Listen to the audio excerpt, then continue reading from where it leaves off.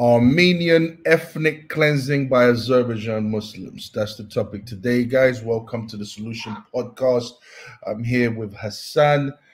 I'm sure you guys know Hassan by now. Hassan, what's going on, brother? Are you all right? I'm good. How are you, bro? Not too bad. Not too bad. Not too bad. I cannot complain. What's the score? I know England's playing Serbia right now. What's the score? Still 1-0, I think. Still 1-0. Huh? Unless it's changed in the past minute or so. I think it's still 1-0. Okay. All right. From what I understand, you watched my video. You don't necessarily agree with some of the things that I've said, and you'd like to, have a discussion about that. Am I correct? Pretty much. That's it. All right. Okay. I'm going to play the video then, but before we start, do you condemn the ethnic cleansing of Armenian Christians in Artsakh by Azerbaijan? Oh, you're putting it on me. Say that again. Just asking a question. Do you condemn? I'm loading up the video now. Yeah. Before I would ask you if you condemn the ethnic cleansing of Armenian Christians by Azerbaijan. If it's happened, if you would prove to me it's happening, yes, but I don't think it's happening, so no. So you don't think there's an ethnic cleansing going on? No. Okay. All right. Here's the video.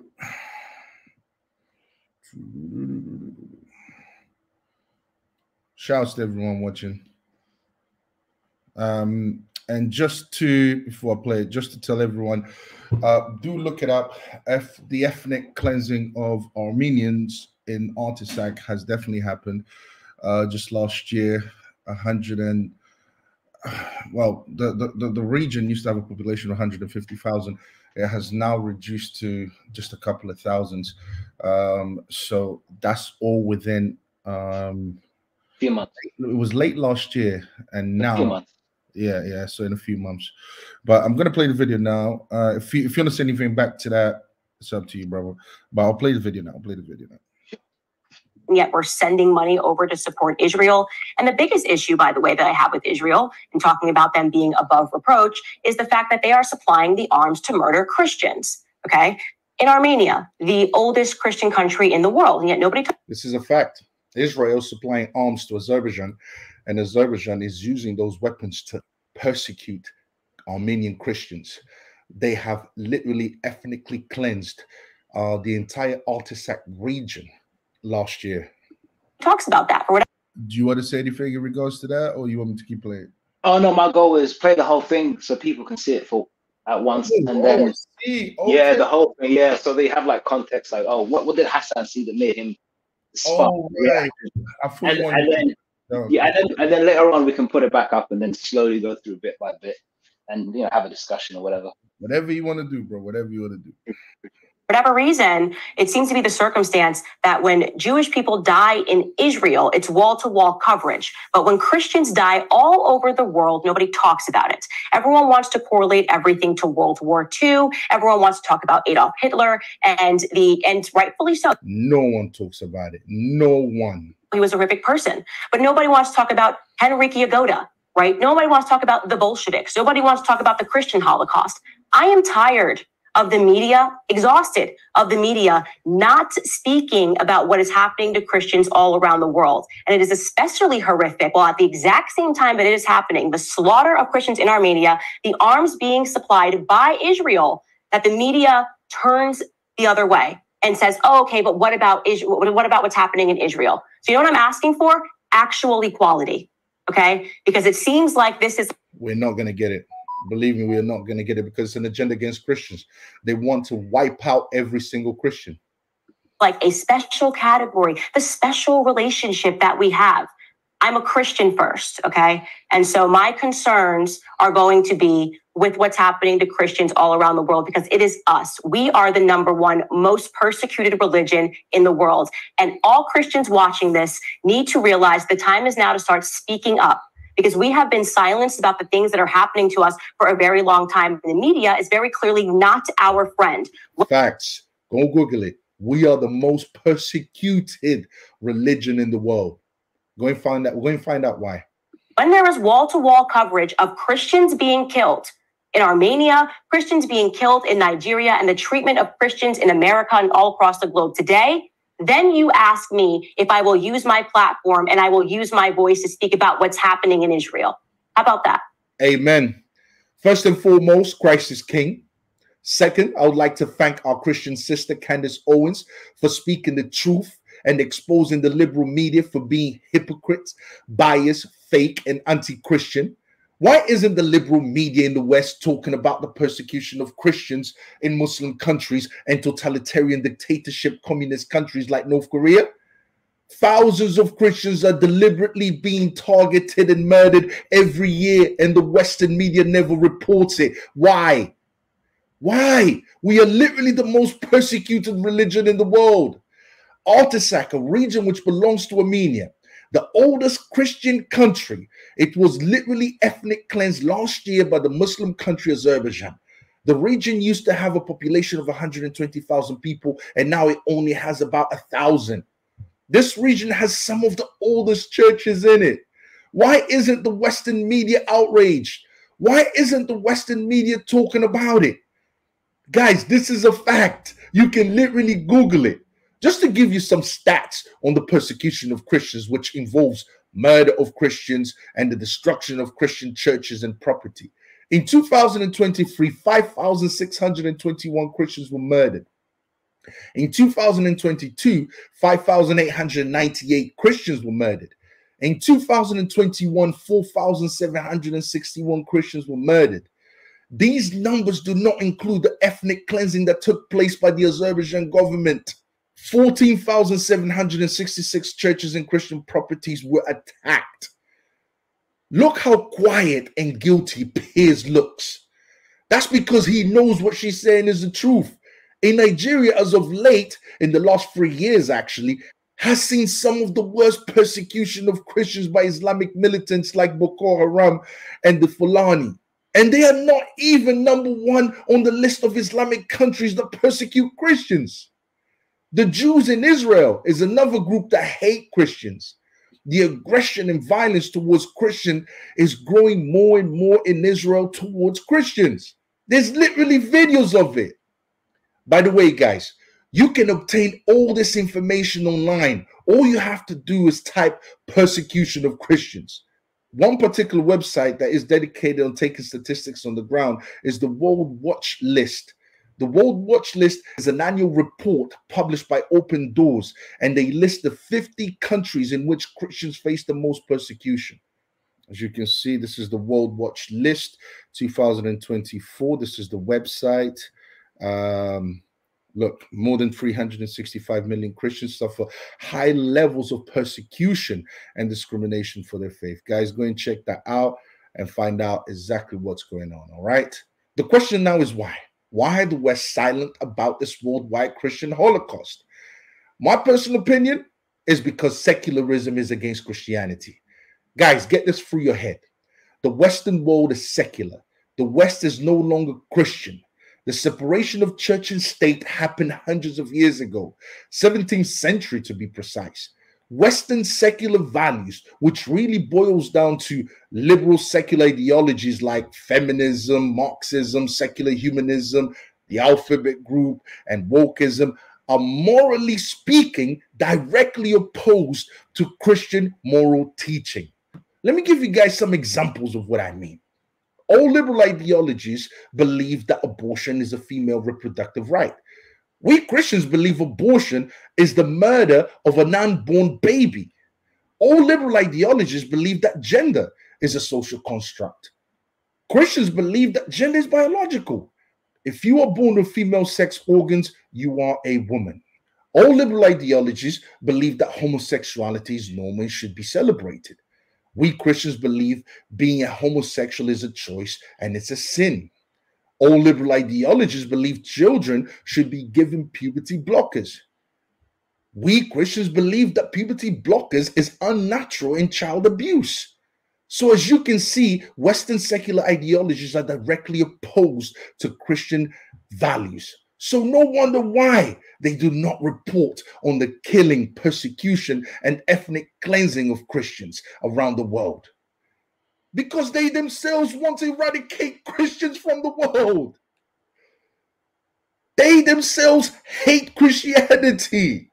That's why they don't report on the ethnic cleansing of Christians around the world, the murders of Christians around the world.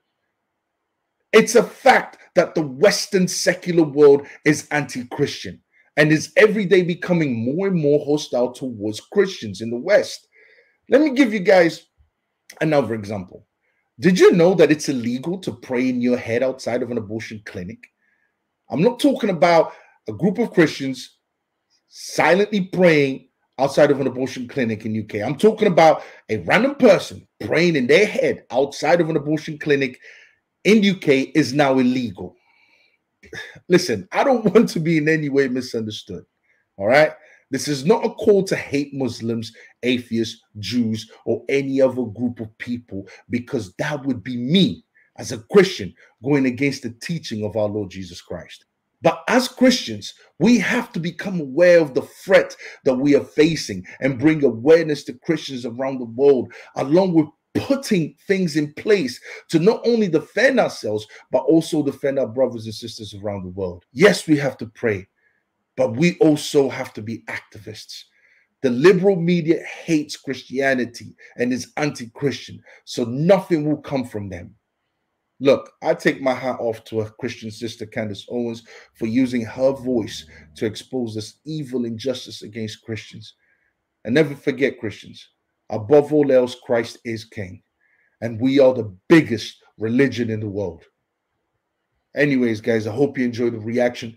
Don't forget to comment, like, and subscribe, and I'll see you guys next time. All right? Peace. Yo, that was a great speech. Full of fake news, unfortunately. Right, bro. Okay. So yeah, I was hoping. So I was going to go through the video and ask a few questions, and then if you have a few questions, let me know. Obviously, because I won't be able to hold the conversation down myself. I don't think so. But let me play it from my end because you won't be able to hear it. So what I'll do is let me share with you my file. Oh, so you sent me some. Okay. All right. Oh, you see the private chat now? Yeah. Sorry. So I wasn't. Where? Oh, that's fine. I went into it. But if you click on my link, the share screen, share file or whatever. Where's your link? Can you see it on just underneath your screen? It should be share file. You know, basically, so I can remember that video I made where you could play it and I could play it at the same time. Yeah. Oh, Hassan. Yeah. Okay. Hold on.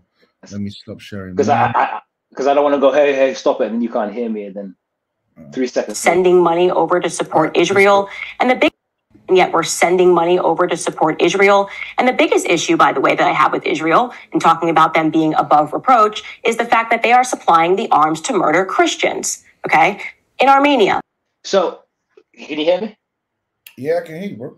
Okay, so the fact that Israel is sending arms to Azerbaijan, that's a fact. I did double check that. They've had a renewed contract with Azerbaijan, a very large contract. So they're heavily supplying weapons to Azerbaijan. So they are a new supply. But then again, Azerbaijan's free to purchase weapons from anybody. So is Israel's free to sell weapons to anybody. I guess the reason she's mentioning it is because Israel keeps coming up on the news. As she said, beyond reproach and there's no negative comments about any of the actions that they do and such. And then she goes on to say to the murder of, what did she say? The murder of the oldest Christian country in the world, and yet nobody talks. This is Christians, okay? In Armenia, the oldest Christian. Let me go back. Applying the arms to murder Christians. To murder Christians. Where is she getting the definition of murder from, and who's being murdered and when? What do you mean, who's being murdered? She said Israel is sending arms to Azerbaijan to murder Armenian Christians. Well, when did Azerbaijan murder Armenian Christians? During the ethnic cleansing of Christians. Hold on a second. I'm just trying to gather my thoughts. All right. Okay. What she's basically doing is making a correlation. She's saying that this conflict between Azerbaijan and Armenia has gone on for a very long time, and Azerbaijan has an interest in taking over Artsakh. And okay, listen, I'm not Candace Owens. I don't know everything that she's thinking about. This is what I'm thinking. This is what I'm thinking is a line of thinking. So, okay, this conflict has been going on for a very long time, and we can go into the history of it, the history of this conflict between Islam and this particular region, or Armenia, and it goes all the way back during the Caliphate, when they took over in 639. We can go all the way back to that, but she's basically saying this conflict has been going on for a long time. Azerbaijan has they want to take over this land, and Israel is aware of that, and Israel is not necessarily in favor of Christianity either. So for them to keep selling weapons to Azerbaijan, knowing what Azerbaijan's intentions are, is basically contributing to directly contributing to Christians. Yeah, exactly. So yeah, of course, Azerbaijan's going to use those weapons, which they have. This is why they ethnically cleansed the entire area. Okay, it's just okay, fair enough. So again, I'm critiquing this video. Every single frame I have an objection with, every single word I have an objection with, I'll pick out. Because again, to be fair, you did clip the video and you did choose this, and I'm wondering what was going through your head, not necessarily her head, of what how you perceive what she said. Because her use of the word murder is incorrect. It's a conflict. People die in a conflict. They're not necessarily murder. Right? No. Okay, who was murdered and when? It is a conflict. I mean, we have to go all the way back and find out how this conflict started in the first place. No, I'm not going through the history of it. I don't mind using history as a reference, but I'm critiquing every frame of this video that you've made. She used the word murder. When you attack a nation that is not trying to attack you, when you and of course, if we're going to say, okay, well, Azerbaijan thinks that this is that this region belongs to them, then we're going to have to go back in history and find out whose land it really belonged to. Let me just finish. So to me, it's like if the country has not attacked you, all right, and you attack the country, all right, okay, then yeah, I can say, yeah, they've murdered people. Okay, so when does the attack begin? Is it the end of a ceasefire, or is it going back 3,000 years, or 2,000 years, or 1,000 years, or 500 years?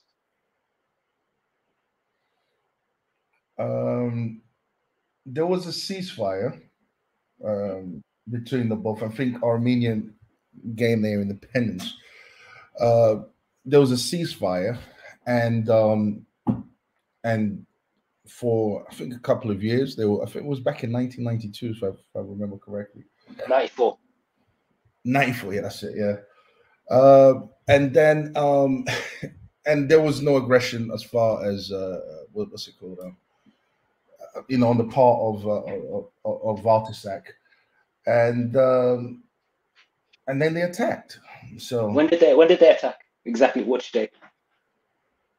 It was a 2020 or 21, or it was 18. I mean, I can check it out. I mean, if you want to know exactly, I can show you.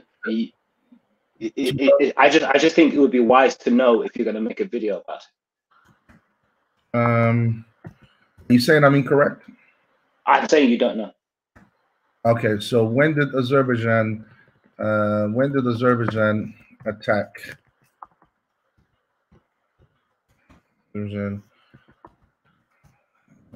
Attack Artsakh.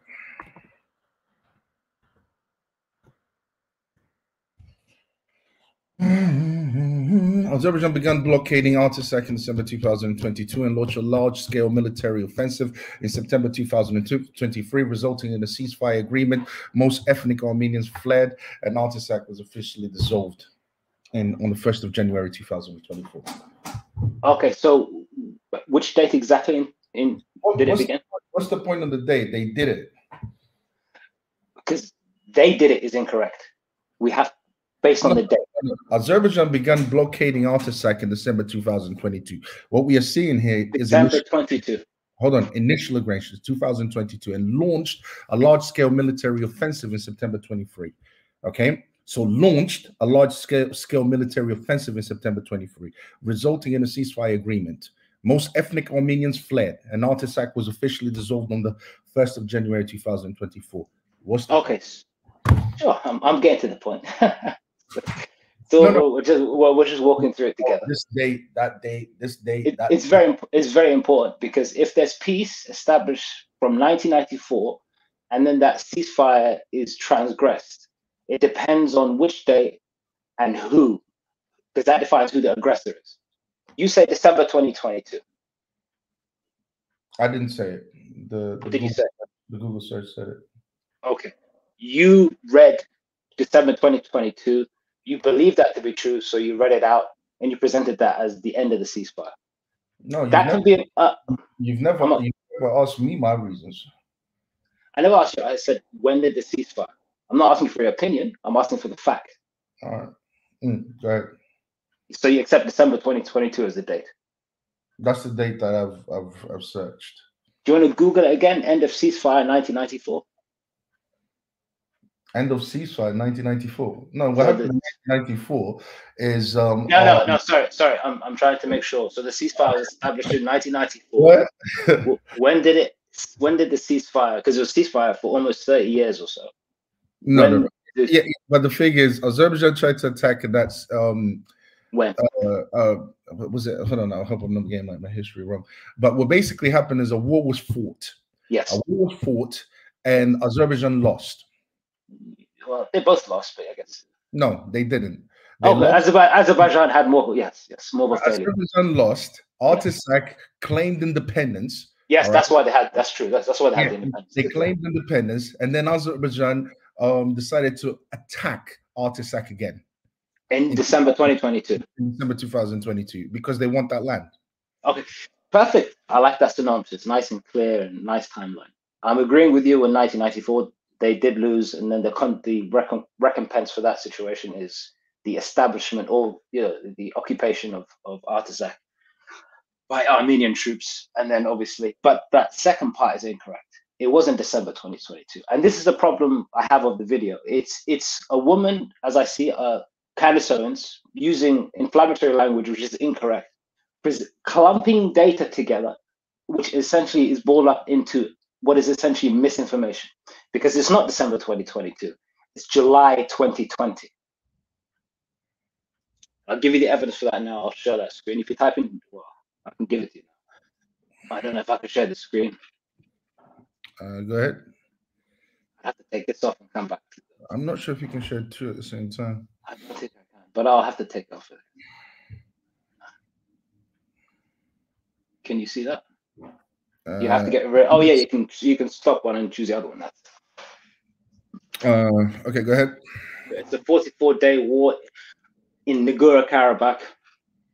This is an article written by Lieutenant Colonel Edward James Erickson. He works for a U.S. Army retired military serviceman. If you go into the details here, you can Google check this as well. Yeah, this looks soft, bro. This looks soft. Would you like something stronger? No, I'm just saying. Go ahead. What does it say? Okay, so it says the first instance of conflict, or the dissolvement of peace, since 1994.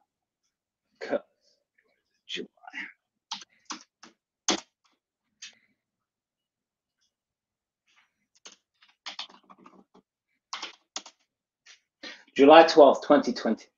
You can see it right there. Right here. The tensions. So tensions built up from 2016 to 2020. And in July 2020, a move of substantial skirmish erupted when Armenian troops undertook to restore disputed border checkpoints near whatever this is. The 2-day clash began on 12th of July 2020. Now, and I'll give you the file. You can double check it yourself. Okay. Now, they had an incident Okay, go ahead. And then that escalated. It's from July 2020. If that's Yeah. the case, okay, go ahead, sir. Yeah. So then it escalates from there onwards to go on to the first war, which you haven't mentioned, between Armenia or Artsakh and Azerbaijan, or Armenia and Azerbaijan, since 1994, which is the 2020 conflict, which has its own death toll. That little bit of information gives context to the amount of conflicts that they've had, and who started it, and when it was started, and why it was started, which kind of puts disrepute, kind of makes this one-sided murder that she's trying to present of the Armenian people into dispute, because clearly they have a military, clearly they're well funded and well supported by Armenia, enough to the point where they can actually start something in 2020, which diminishes the peace that's been established since 1994. The ceasefire has been established in 1994. You see the issue with this. See that's my first issue. You can respond to that if you want. All right. If you're talking about skirmishes, if you're talking about little conflicts here and there, little battles here and there, that eventually led up to a war, I mean, then, all right, then we can talk about the 1.5 million that were murdered in the genocide in 1915. We can talk about all the massacres. Hold on a second. I'm still replying. I'm going anywhere. I'm quiet. Are you talking to me? Or? Oh, sorry. Yeah, so, I mean, we can go into. Hold on a second. I'm just going through a few, because I mean, there's been many conflicts, and. Hold on a second. I'm just trying to look at some of my notes. Sorry about this, guys. I'm just trying to be as precise as possible.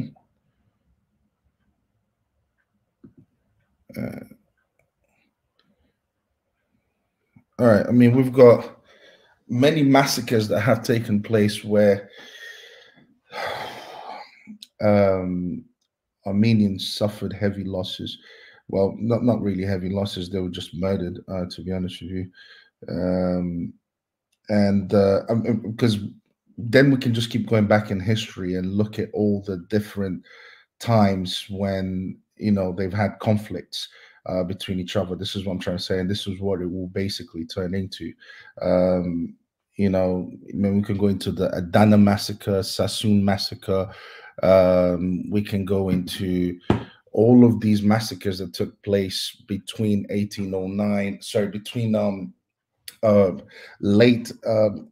beginning of 1900s, late 1800s, all the way up to 1915, that led to the 1.5 million Armenians massacred by the Ottoman Empire. And Genocide. The genocide, yeah. The Ottoman Empire dissolved in 1922. I mean, if we're really going to talk about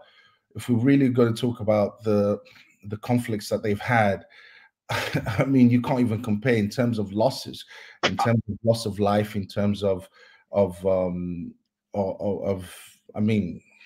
horrific horrors, if I put it that way. Armenians basically have been living under the rule of under Islamic rule for almost 2,000 years. Okay, so we can go through history and nitpick random events of genocides. And I say random because none of that has to do with Azerbaijan. You mentioned in your video the persecution of Christians by Azerbaijan. What has Azerbaijan got to do with the murder of 1 million Christians? No, you're talking about the conflict between two nations, Armenians. Just specific nations, Armenian and Azerbaijan. Yeah. And unfortunately, the roots of this of these conflicts is Islam. No, the root of all these conflicts, these conflicts that you're talking about, go back thousands of years, bro. And if you wish, so I'm gonna give you a bit of pushback. Let me just finish this point, because I think you've already said since 639. All right, when the Caliphate took over Armenia, All right, Armenia have pretty much live under the rule of Islamic rule.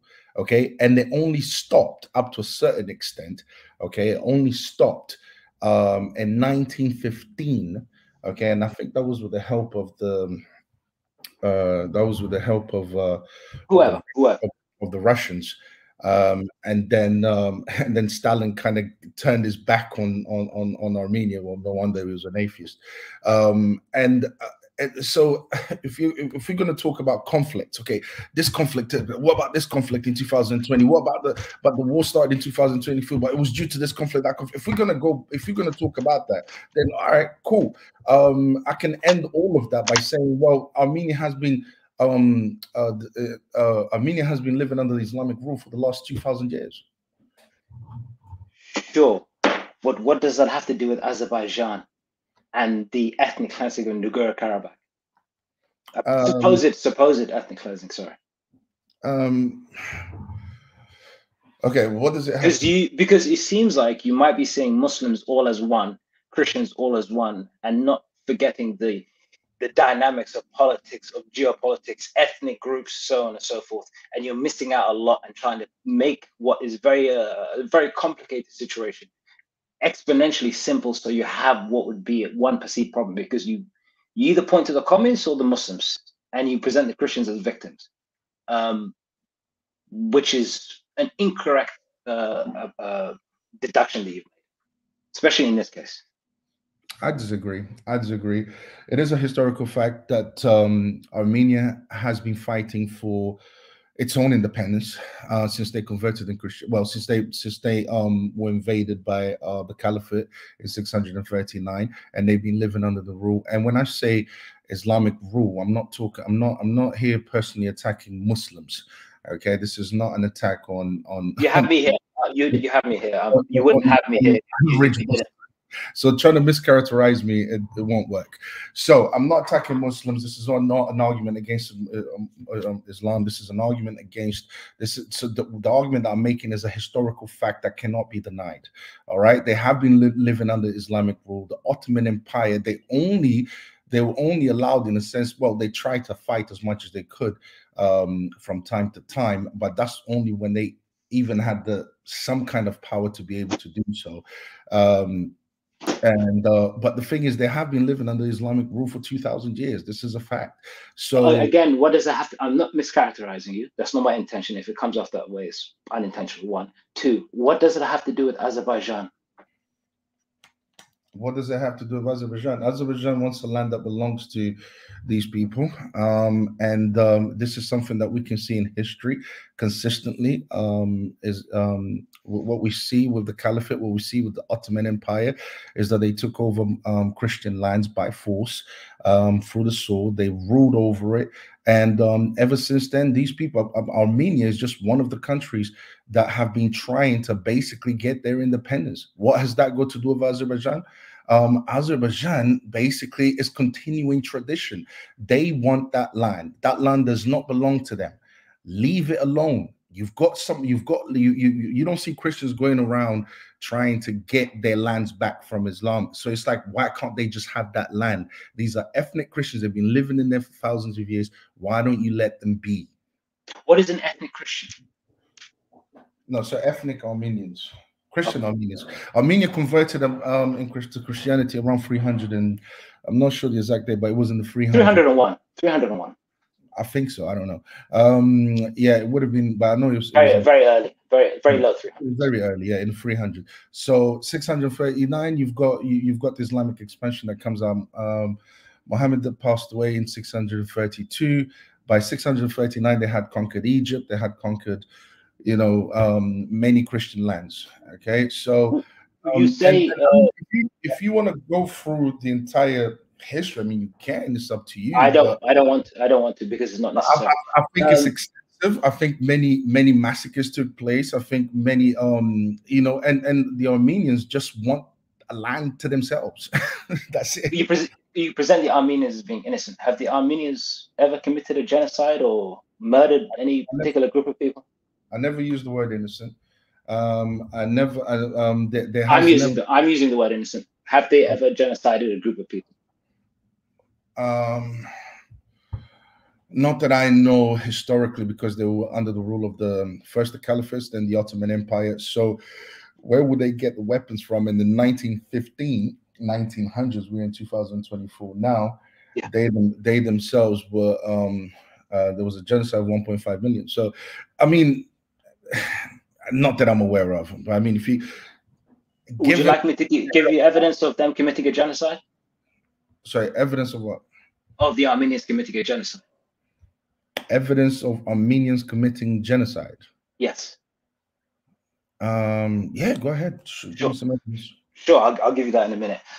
So you mentioned Christian lands, Christian country, Christian people. Are there any Christians in Azerbaijan? I think they make up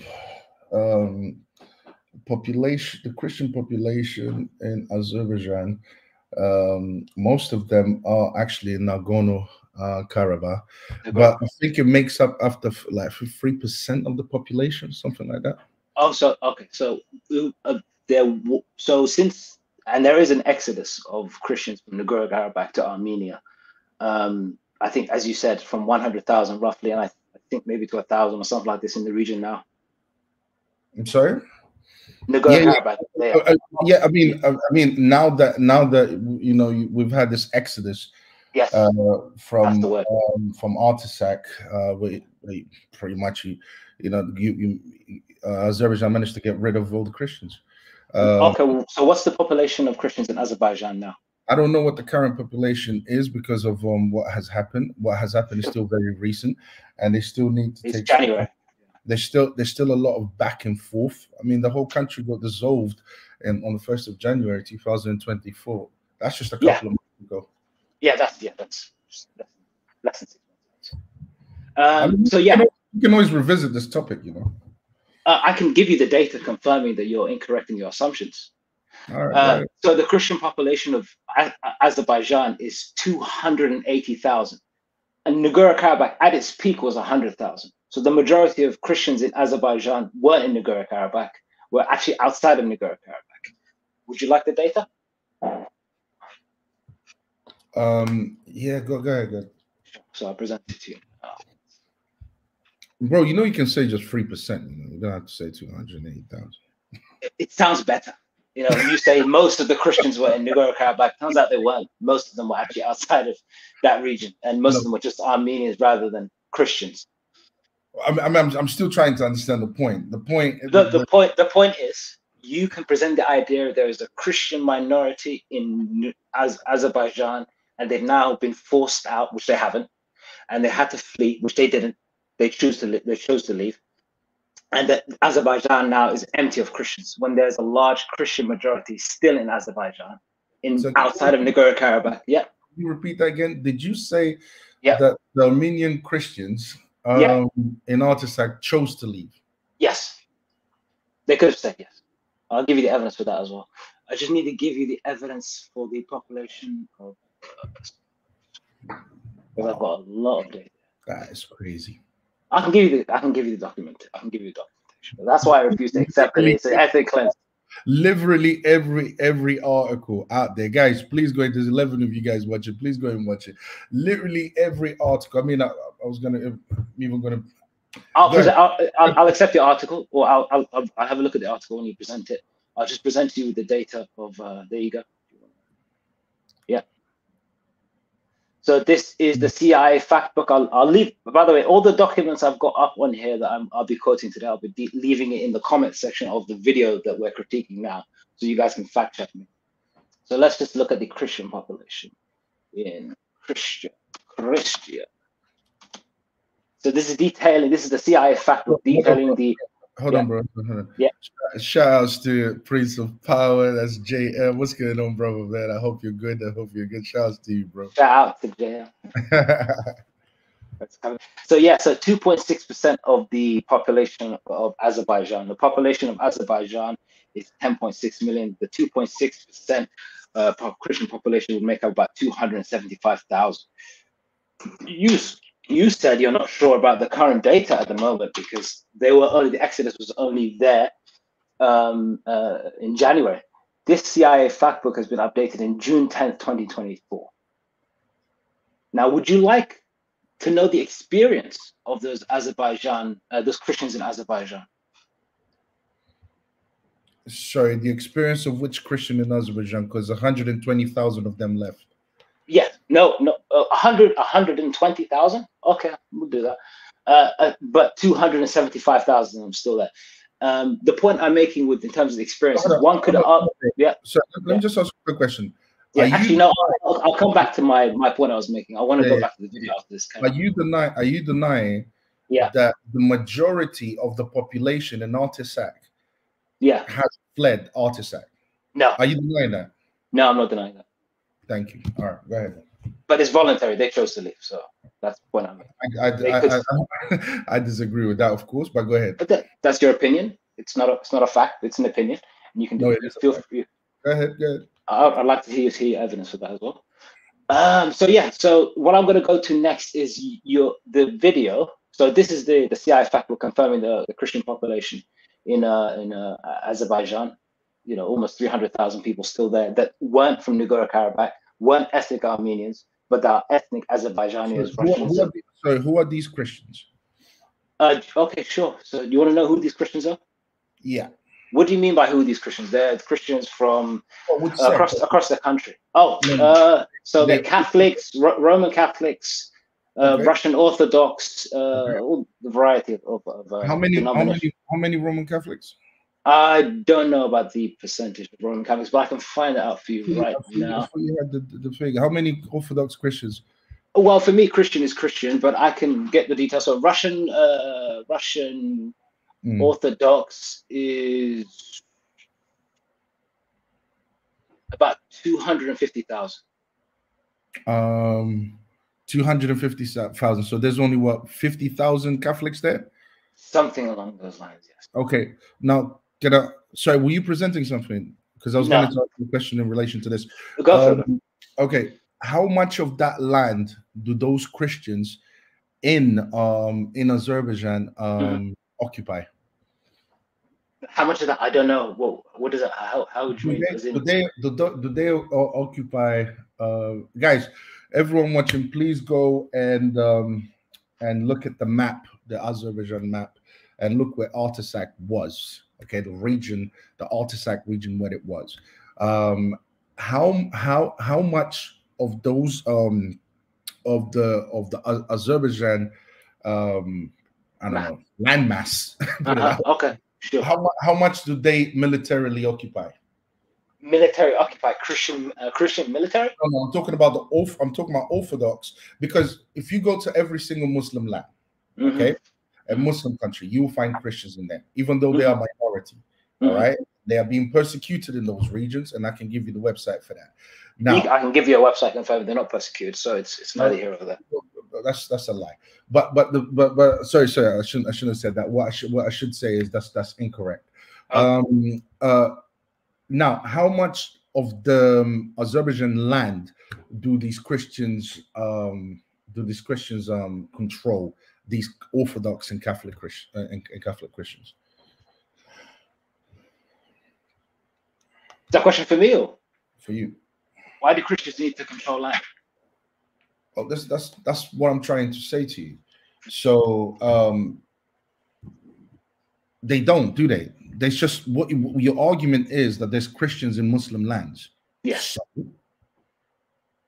your argument is that Christians can't be in Muslim lands because they're being ethnically cleansed out of the country. Well, you just agreed that the Christians in Artsakh, do you disagree that they were ethnically cleansed? I disagreed from right at the beginning.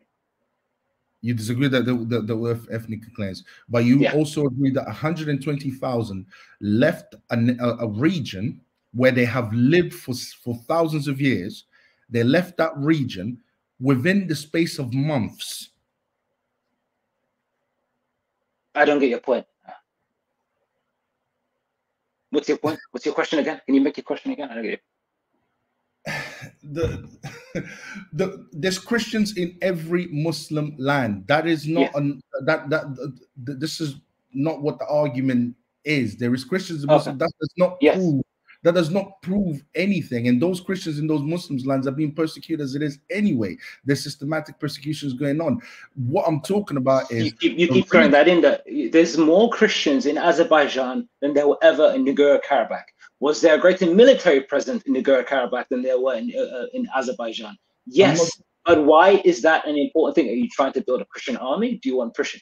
Because you're making the assertion that those Christians, or you're suggesting, or if you are suggesting, those Christians in Azerbaijan are persecuted, I could disprove that as well.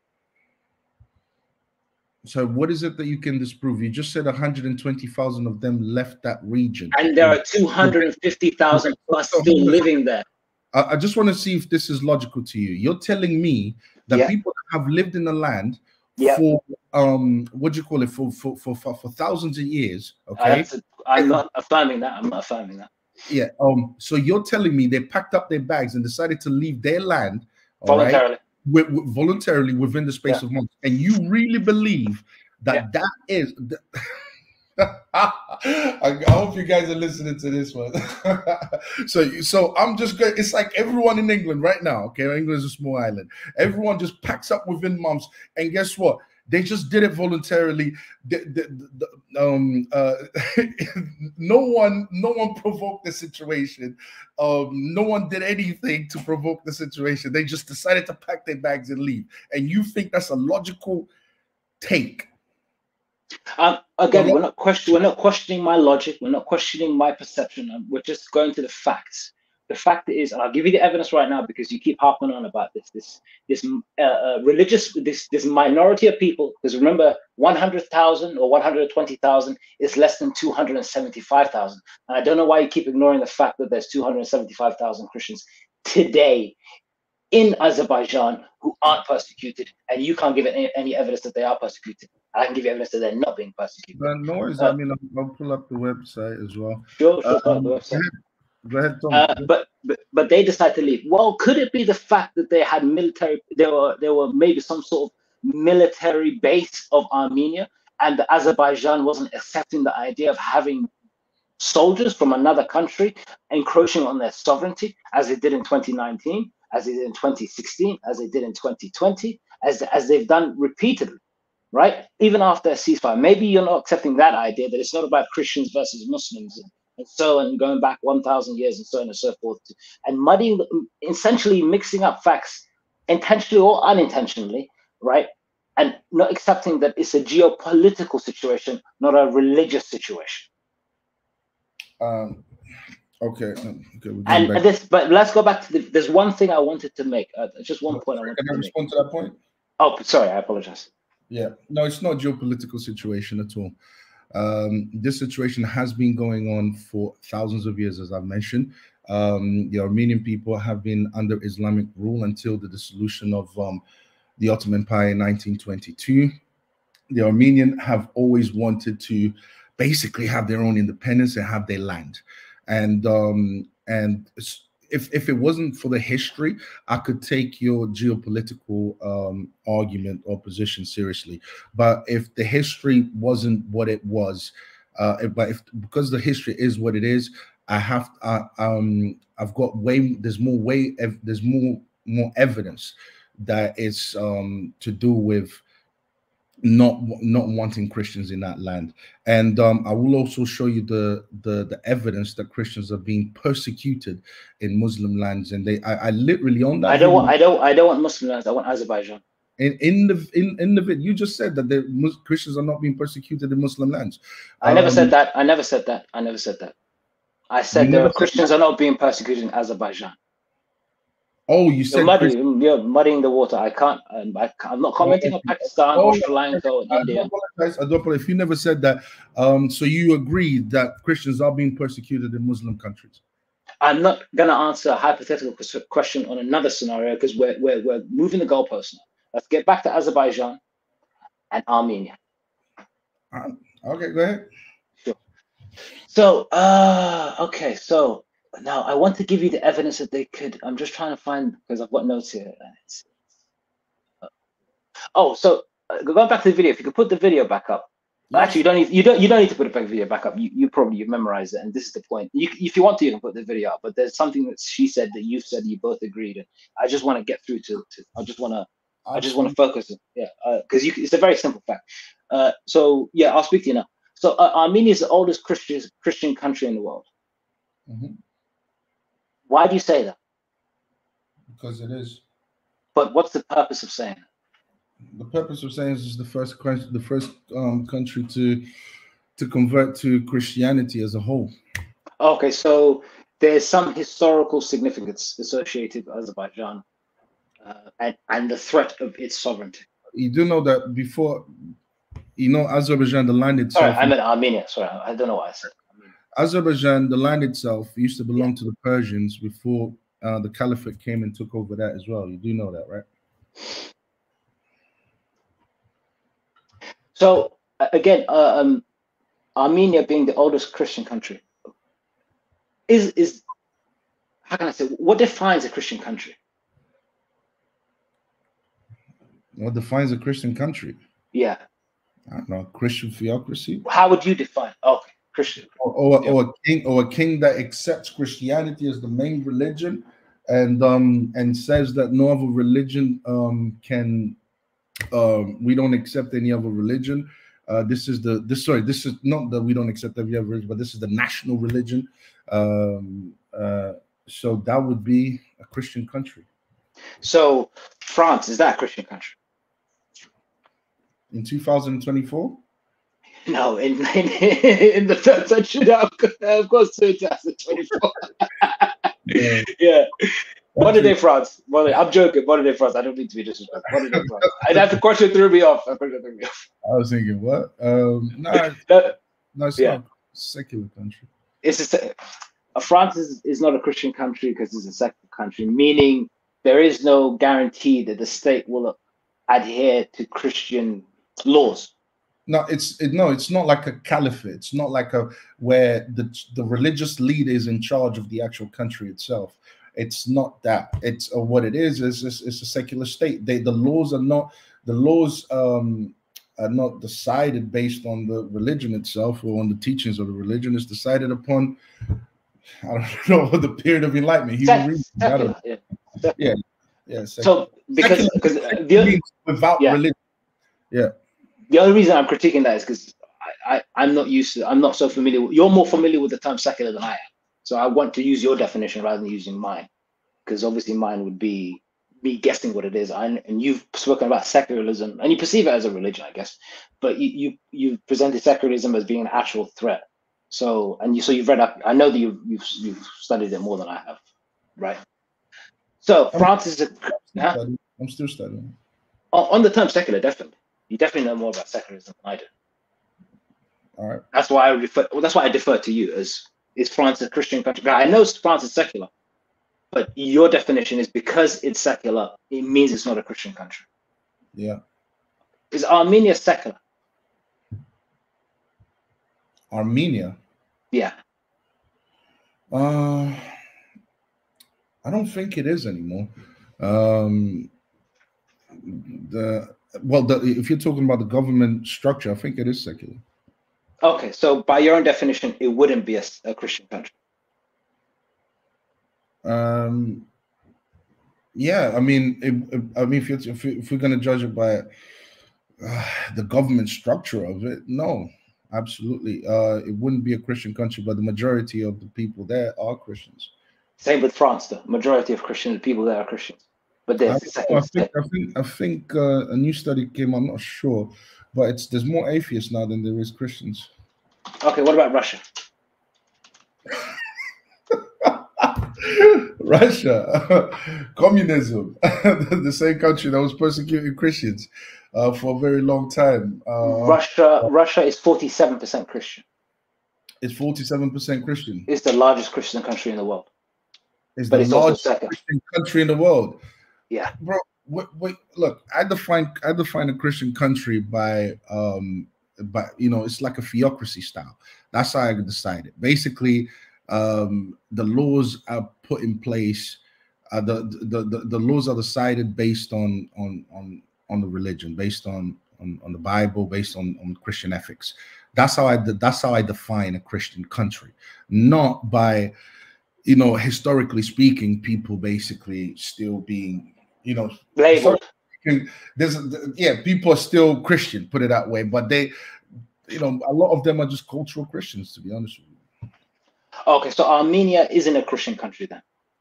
Okay, let's look at Armenia. What does it say as far as it's a secular state? What does it say? What does it say? It's a secular state. Secular state. Yeah. Okay. Armenia. Hold on a second. Do you have the link? You want to put it up? Yeah. Sure. Is that the same for Artsakh? Artsakh is not a recognized nation and never was. No, it is a recognized nation. By who? They got its independence. Who recognized it? I don't remember all the countries that recognize. Not one. Find me one country that recognizes Artsakh. I would have to see evidence for that, because they established their independence. Sure. After they won the war, they established their own independence. That's what they did. It's upon you to. I could find it, but I'm not going to. I want you to find me one country. I want you to find me one country, and I can see one country that recognizes Nagorno-Karabakh as an independent state, including Armenia. Yeah. The Republic of Armenia is a sovereign, democratic, social state governed by the rule of law. In the Republic of Armenia, the power belongs to the people. Okay, all right, yeah. So it's not a Christian country. It's a good country, yeah. So the concept of it's the oldest Christian country holds little to no weight, because today it's no longer Christian.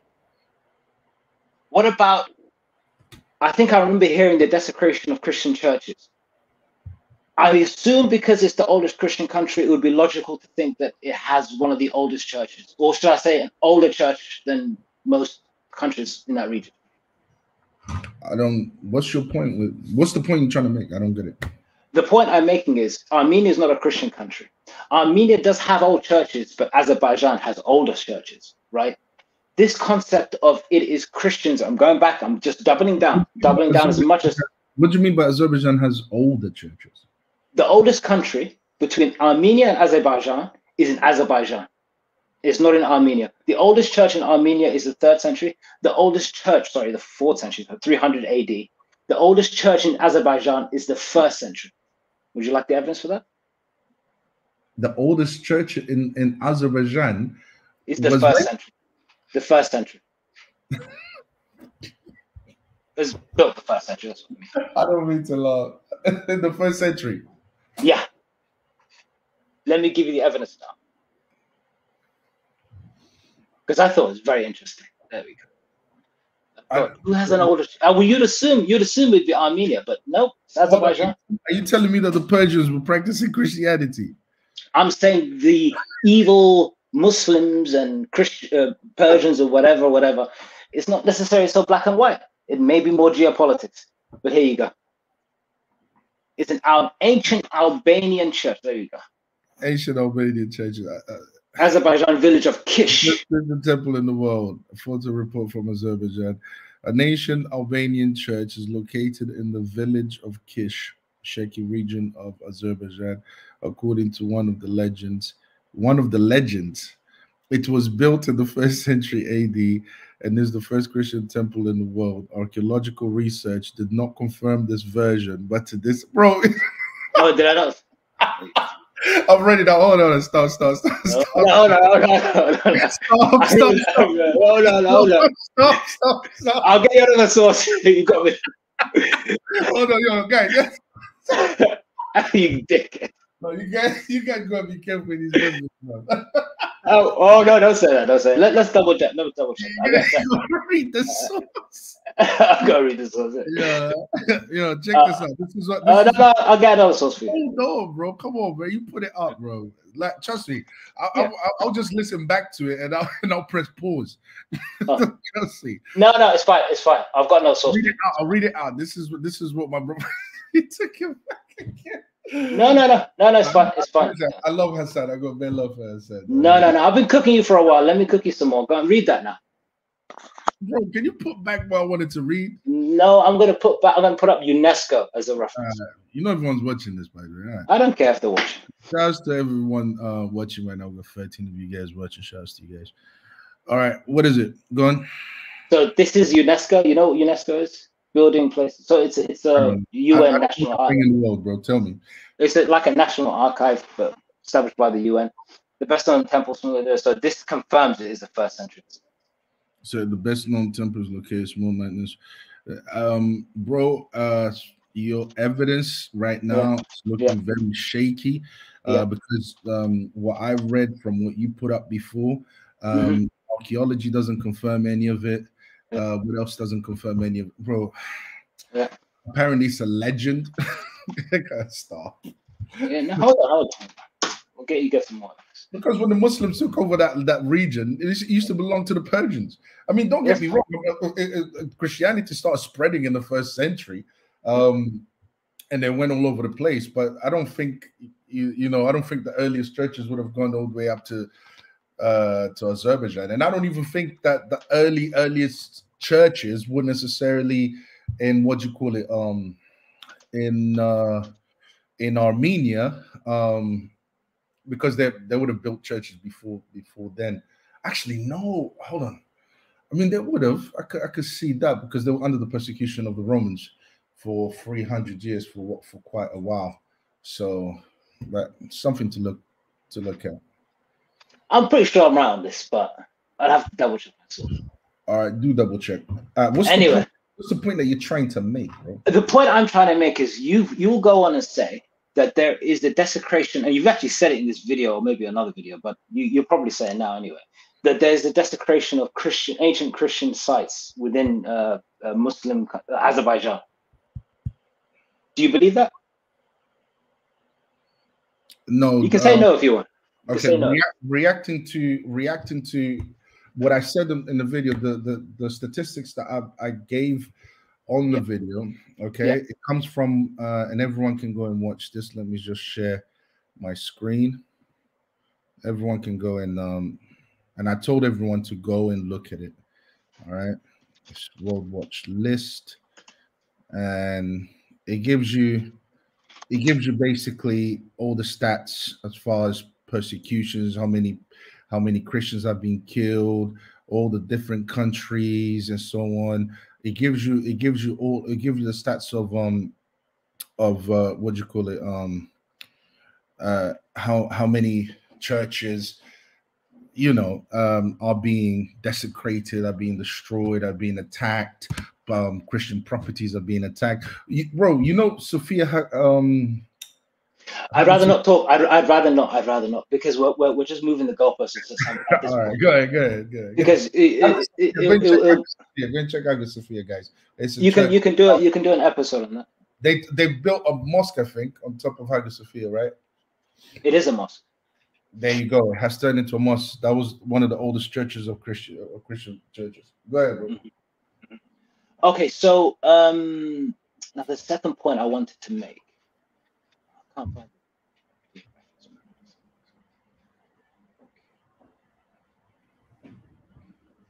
Did you have a second point? Yes. So. You sure? Can't find it. Well, can you just relax? It's okay. Just calm down. Calm down. Got me on. I got you on everything else. You got me on a silly little. Well, yes. Well, you've destroyed nothing. You're just proving the fact that you don't know how many Christians. You don't know how many Christians there are in Azerbaijan, but you're proclaiming the persecution of Christians. Now, can you read this, please? Since you like reading so much. No, I don't read enough. I need to read more. You've been reading that mistake I made very clearly. You're like, oh, it's not the 1st century. You trying to get that past me, innit? I can barely read it. A president. Oh, sorry, bro. Sorry. Can I just send it? Can I just send it to you? If you can't read it, it's no point. Can I send it to you? Yeah, go ahead. What's the point though that you're trying to make? Because we can't. Sorry. Let me make the point. Let me make the point. Then I'll give you the evidence. Study here, come on. I'm sorry. I'm sorry. This is a discussion, bro. We're not. You're right. It's not a seminar. It's not. The hell? Yeah, you're right. So the point I'm making, the people, this is why it's not ethnic cleansing. The people in Nagorno, this is why it's not ethnic cleansing. Okay. The people in Nagorno-Karabakh can stay, but they choose to leave. Okay, so your argument is it's not an ethnic cleanse. I'm just let me still man your argument, okay? Yeah, It's not an ethnic cleanse. It's not ethnic cleansing, because the people that have lived there for thousands of years, that are Christians, that fought for that land, decided to pack up within months, because they just chose to leave. Is that that's you steel manning my argument, yeah? Yeah. Well, you're not using proper steel. Here's me steel manning my argument. There are people who were there under military defense of a foreign nation trying to encroach on the sovereignty of Azerbaijan, and when their military defense left, they chose to leave. That's me steel manning. That's the steel man of an argument. There's no need to mention they're Christians, because remember, there are more Christians outside of Nagorno-Karabakh than inside Nagorno-Karabakh. You keep mentioning the fact that they're Christians like it means something. It doesn't mean anything. Well, I guess this is where we disagree. And the reason why I disagree with your point is just because, well, they fought for that land. If the Armenians that have lived there for thousands of years didn't fight for that land and just conceded or decided to just leave, or abandon the region, I could kind of understand. But because there's been thousands of years of them fighting for that land, to the point where they fought a war in 1994? It's from late, I think 92 to 94. Yeah, 92 to 94.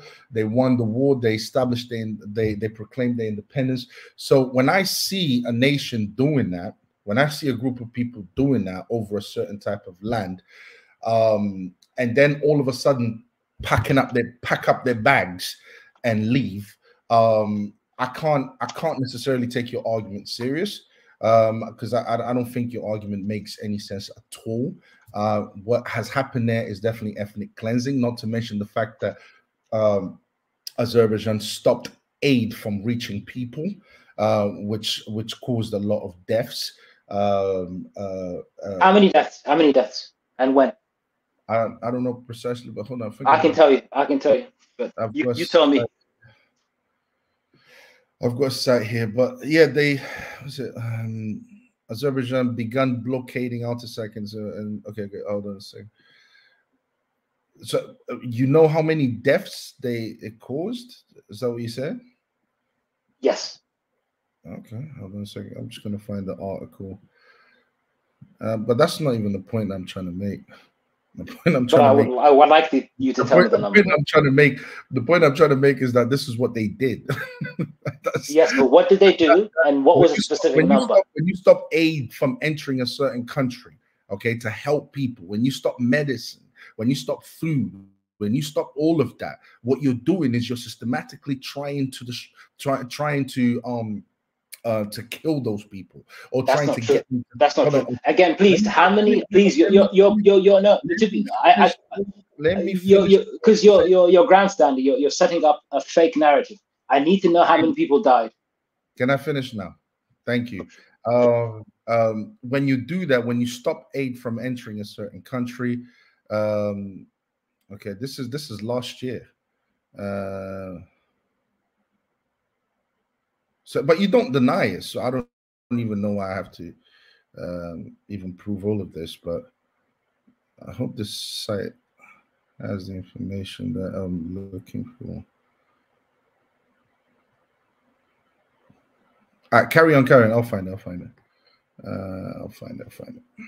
Okay. So, yes. I don't think this is the one. I don't think this is the one. But yeah, carry on. I'll find it. That's fine. So it's essentially not true. So hold on. It's not true that the Azerbaijan forces stopped aid from getting into Artsakh. Is that what you're saying? Yeah. It's not true that a great number of them died. That's not true. So that wasn't my argument. Whether it was your argument. It was your argument. They stopped aid and you literally said that. And I said, how many people died? You said, I'll get the number up for you now. I never said that. I said my argument, the argument I'm trying to make is that aid was blocked from reaching Artsakh.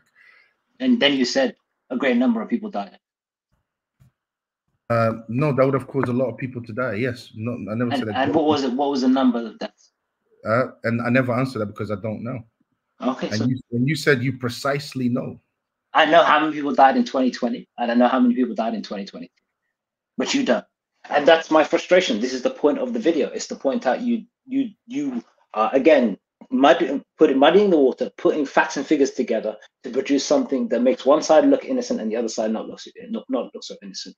Having said that, I'm going to go and now give you proof of the genocide that. Actually, no. Do you want me to prove to you that it's not an ethnic cleansing and that they had the option to stay? Hold on a second. Yeah, they had the option to stay. You know, you're making me laugh, bro. They had the option to stay. Really? Is that why they all left? Because they had the option to stay. Yeah. Come on, bro. Hold on. Okay, guys. This is like a seminar. Azerbaijan blocks Armenian convoy to Nagorno-Karabakh, accuses Yerevan of provocation. Hold on a second. This is the video, as you guys can see. This is all being stopped. This is all being stopped from reaching those people that needed aid. All right. Azerbaijan has refused to allow through the Lachin corridor a convoy of trucks that Armenia said were delivering emergency food aid to the breakaway region of Nagorno-Karabakh. The Lachin corridor, the only road linking Armenia with Nagorno-Karabakh, has been blocked by Baku for more than 7 months. The Armenian government said on July 25th that it will try to send 360 tons of flour, cooking oil, sugar, and other basic foodstuffs to Nagorno-Karabakh to alleviate severe food shortage there caused by the blockade. Armenian officials expressed hope that Russian peacekeepers would escort the relief supplies. 19 Armenian trucks reached the entrance to the Lachin corridor late in the afternoon on July 26, but remained stranded there in the following hours, with Baku refusing to let them through an Azerbaijani checkpoint set up there in April. In a statement, bro, come on, man. Like, stop. Yeah, go ahead. How many people died? I don't know, bro. I don't know. Okay. I'm sure a lot of people died. You know what? It's probably 10 trillion million billion people, and they're all great Christians. And I never said any of that. I never said any of that. You implied it though. Anyway. I never said any. All I said was aid was blocked, and I really read that out. When you block aid for 7 months, and you're still saying this is not ethnic cleansing, that is crazy. You're a great reader. Can you read this now? You think I'm a great reader? Yeah, you're excellent. Let me scroll up for you. Because obviously. Why do you always send it? That's so small. It's annoying. What do I do? Is that bigger? Does that make a difference? Yeah, a little bit closer. President of the Republic, Artisac Samuel, I can't say all of that, man. Sharamayan has signed a decree of action arising from the situation created after September 19, 2023. According to the decree, in connection with the current difficult military political situation, based on the priority of ensuring the physical security and vital interests of the people of Artisac, taking into account the agreement reached through the mediation of the command of the Russian peacekeeping contingent with representation of the Republic of Azerbaijan, that free, voluntary, and unhindered travel is ensured for residents of Nagorno-Karabakh, including military personnel who lay down their arms with their property on their vehicles along the Lachin corridor and guided by Article 93 of the Constitution of Nagorno-Karabakh. The following declaration have been made. Okay, what is your point? Go to 1 and 2, and then we'll go from there. All state institutions, bro, this is really hard to see. All state institutions and organizations will be dissolved until January 1st, 2024, and the Republic of Nagorno-Karabakh, Artisac, will cease to exist. After the entry into force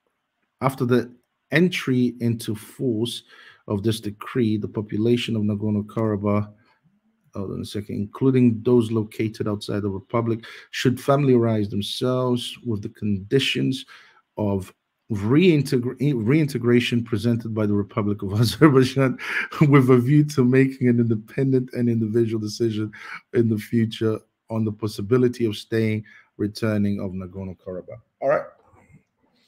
Where does it say leave? No, it didn't say that. So from January the 1st, 2024, they can reintegrate into the society and they can stay.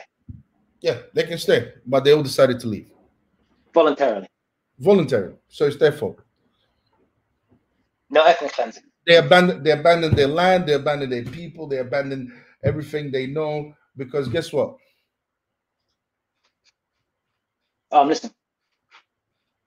You know, because they didn't want to be there no more. If I was to take your logic, I would literally, this is what I would say. They just said, you know what? Enough is enough. We don't want to be here no more. We're just going to go back. We're just going to go somewhere else. Bro, it doesn't make sense. Your logic doesn't make sense. I thought you would have come out with something better than this. This logic doesn't make sense. It doesn't fly. Of course, if you really think that the president of Azerbaijan was going to come out there and say, you know what, we are on purpose, all right, making sure that these people suffer, or we are on purpose attacking them or being hostile towards them to give them every incentive to leave, you know, or make them fear for their lives. If you really think he's going to come out and make a declaration like that, a confession like that to the world, bro, that's just crazy, bruv. No politician talks like that. They don't. They just don't. Of course, he was never going to be honest about what he says, what he says in the public sphere as a politician, and what happens on the ground and what the orders are on the ground is completely different. And bruv, 7 months, you block aid for 7 months. Bruv, that's a clear message that you don't want these people. If these people continue to live there, I'm sorry, you know, they're going to be even more hostile towards them. So these people, were there any military personnel there in Nagorno-Karabakh? I'm not sure. It wasn't much of a thousands. No, there wasn't. Okay, disprove me right now. Tell me there wasn't a standing army. Tell me there wasn't a standing army in Nagorno-Karabakh, that when they have supplies being sent into Armenia, from Armenia into Nagorno-Karabakh, there won't be weapons hiding in these flowers and these olive oil and cookies and nappies or whatever it is that they were sending from Armenia, and there were grenades and nothing like this. Bro, man, you might be saying I'm assuming. Wow, cookies and nappies, you know. When I read it was oil and flour. Am I assuming? Am I assuming? No. I don't know what you're doing, bro. I really don't know. Would it be fair for me to say that there were weapons in those trucks and that's why they stopped them? What's the question? I'm asking, that's the question. Would it be fair for me to assume that they're sending weapons? That's why they stopped the supplies. Assuming what? Bro, who? No, just a simple, Octavio, a simple yes or no. Is it fair for me to make the assumption to say that they're sending weapons? I don't believe. Okay, that's fine. Thank you for answering the question. Now, why is it fair for you to assume that the government, when it says you are free to remain, they're lying and that they're going to do something to these people? I've just answered that question. You're assuming. You have no evidence for it. You literally read that they will fulfill their own. Okay, I'll finish and then you go. You literally read word for word. You are free to remain. You can stay here, right? But they chose to leave. Now, I took that at face value, but you won't take at face value, right? That I didn't make any assumptions. I just took at face value, but you make assumptions. But then I can't make assumptions that the military is being supplied weapons through these so-called babies, nappies, and whatever it is. You can make those assumptions, but I can't make those assumptions. It's just you have a bias, it seems like, into reading this without any evidence. Now you can speak. I'll mute myself. Yeah, I just think your assumptions are ridiculous, bro. I'm sorry, they don't make any sense at all. Cookies and nappies. I think it's not even logical. My evidence for making such an assumption is the fact that people don't just pack up and leave the country that they've known and they fought for thousands of years. You don't just do that. You don't just pack up, you leave unless there's a great danger. You don't block aid from reaching people, okay, for 7 months because you want them to stay in the country. Now, my assumptions can make more sense than yours. All right, my assumptions are more valid than yours. You're talking about cookies and nappies, and the politicians say, yeah, you can stay, you can stay. Of course, he's gonna say that. He doesn't want to look like the bad guy in front of the entire world stage, because guess what? They might come for their aid. Of course, he doesn't want to seem like that, so he has to keep everything politically correct, so to speak. But the truth is this: they to block aid for 7 months, it's ethnic cleansing. There's no way of justifying that. And to assume that people will just pack up, they leave, and there's no danger at all, and they just decided to, you know what, we're just gonna leave. We don't want to live in our country anymore. We don't want to live in the nation, in the country that we fought for anymore, bro. It just doesn't make sense, bro. You know what I'm saying? I thought you was gonna come out with a strong argument, to be honest. But yeah, go ahead, bro. I think you're just rejecting for the sake of rejecting them. You haven't even given it any counter evidence. But in this situation, Russia did negotiate the peace treaty. You can take yourself off mute. I'm not gonna. I'll let you speak. It's fine. You can take yourself off mute. Take yourself off mute. No, I think it's better. No, I'm not gonna like ram my point home. You can ask any questions. We'll go back and forth. It's fine. It is sometimes, obviously, it gets heated, and we're trying to. I'm not heated. I'm chilling. I'm on the right. I think instead of getting heated, you start laughing. So I just know I'm on the right. That's all. I'm not heated. You have the right to assume, and you have no evidence. So in this situation, you have Russia. Yeah, go ahead. Okay. So in this situation, you have Russia being the peacekeeper in this situation, right? In terms of trying to establish negotiation. You read that, right? Oh, sorry. So I thought you wanted me to share this. Okay. No, I brought it up because so you remember what I'm talking about. Yeah. Well, Russia being the What about them trying to? So they negotiated the treaty, right? Do you think they were fair to do so? Do you think they did it fairly? Do you have any suspicion of Russia's intentions, essentially? Yeah, Russia. Of course I do. In this situation, not overall. Yeah, oh yeah, I was gonna go back to Stalin. In this particular situation, Russian peacekeepers, soldiers who were supposed to be peacekeepers, were supposed to basically, help the people, put it away, or keep the peace. Those soldiers basically allowed the Azerbaijan soldiers to do whatever it is that they wanted to do. They did not interfere. They allowed the blockade to continue to happen. They basically turned a blind eye to that. So as far as Russia's intentions, I don't think that Russia's intentions is necessarily in favor of Armenia or Artsakh. I think, I'm sorry to say, but I think Russia is more on Azerbaijan's side. So was Stalin. So yeah, that's my opinion on it. Because the peacekeepers were there and they could have helped. The Russian peacekeepers were there; they could have helped, but they decided not to help. So to me, that says everything. Okay, so you just don't trust their intentions, pretty much. That's fair enough. I just wanted to know how you saw them in this negotiation. Any more objections, bro? Well, I think I've presented a lot to you so far.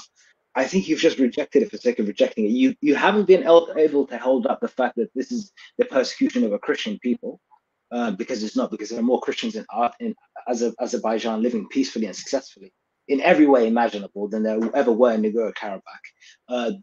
They were clearly told you can stay, and no nation has recognized that this is ethnic cleansing, right? Unless you can give me an example of one, and I'll accept it. Just type it. Yeah, go ahead, bro. I have a question for you. So, the Armenia is sending them supplies, right? They were sending them supplies, support, and assistance. And now that the whole situation has collapsed, those people from Nagorno-Karabakh have now fled to Armenia because they're ethnically Armenians, right? Sorry? The people from Nagorno-Karabakh, they were being given aid and assistance, right? From Armenia. Yeah. And Azerbaijan's soldiers stopped it for 7 months. Well, I mean, generally, overall, not necessarily just that situation, because obviously those people in Nagorno-Karabakh are ethnically Armenian. That's why they've gone to Armenia now after it's collapsed, correct? They're ethnically Armenian. Yeah. Yeah, but Artsakh belonged to Armenia. But I'm saying the people in Artsakh are Armenian. The people in Artsakh are Armenian. That land belonged to Armenian, just like other lands that was taken over by the Ottomans belonged to Armenia. Sure. So, okay, fair enough. We're on the same page. I'm not sure about that it belongs to them, but maybe you've got a case for that. I'm not going to argue against it, but I'll accept but as long as we can both come to the conclusion that those people were Armenians and they were Christians, but they're more specifically Armenians in Nagorno-Karabakh. We're in agreement on that. You have to repeat that one more time, bro. We're on agreement that the people of Nagorno-Karabakh are ethnically Armenian. Yes, they are. They are. Cool. And I'm not taking away from you that historically that land would have belonged to Armenia. I'm not taking that away from you. I'm not going to debate that with you. It's not a double-handed, I'm not trying to do a sleight of hand here. But we've confirmed that the people of Nagorno-Karabakh were ethnically Armenian. Now, after Nagorno-Karabakh, established its self-declared independence, why didn't Armenia recognize it as an independent state? Why didn't Armenia recognize it as an independent state? Yeah. I don't know. Are you telling the truth? Well, no nation on earth has ever recognized Nagorno-Karabakh as an independent state. Because that's an illogical statement, since it was Armenia that helped them fight in order for that land to basically be recognized as an independent state. Can you give me any evidence of Armenia recognizing it as an independent state? We have to look into the history, but it is there, bro. I don't have it right now at hand. And, I can tell you, Nagorno-Karabakh declared independence in 1994, and not a single country in the world has recognized it as an independent nation. Not one. Armenia has recognized South Sudan as an independent state back in 2011, but it hasn't recognized Nagorno-Karabakh since 1994, since its establishment. I don't agree with what you're saying. I think a lot of what you're saying doesn't make any sense at all. Is it a lie? Yeah, you'd have to provide evidence for that, because usually, not necessarily every single country tends to recognize a certain country for whatever reason, political reasons or whatever. But there's always countries on each side that will recognize regarding what their political interests are. Can you name me one? Regarding what their moral interests. Right now, I don't know it off the top. In the past 30 years? But are you confident that Armenia would have? I'm very confident that Armenian would have been recognized. So Artsakh would have been recognized, first of all, definitely by Armenia, because Armenian fought alongside Artsakh, and they're all Armenians. So for Armenian to not recognize it, that's just crazy to me. So just Google it. Just Google it right now. Just Google Armenia recognized. You Google it, bro. You Google it. You Google it right now. I can tell you no, because I've already Googled it. I don't know why you're arguing. Then just share it. Armenia does not recognize Artsakh. Armenia does not officially recognize the sovereign state of Artsakh. First result. Armenia doesn't what? The Republic of Artsakh. You might actually be right. Hold on a second. The Republic of Artsakh. I'm reading it now. The Republic of Artsakh was never recognized by any UN member state, including Armenia. For 30 years, international mediators and human rights organizations referred to the right of self-determination for the Armenian population. Following the Second Nagorno-Karabakh War in 2020, Azerbaijan refused any special status or autonomy to its ethnically Armenian residents. In 2005 case of yeah, go ahead, bro. Go ahead. I'm trying to read it at the same time. Take your time. Take your time. Take your time. Bro, we're a debate. Like I said, we can't be stopping. We're not debating. We're not debating. It's a discussion, you joke. I'm not having no debate. Yeah, but it's like we're in a seminar or something.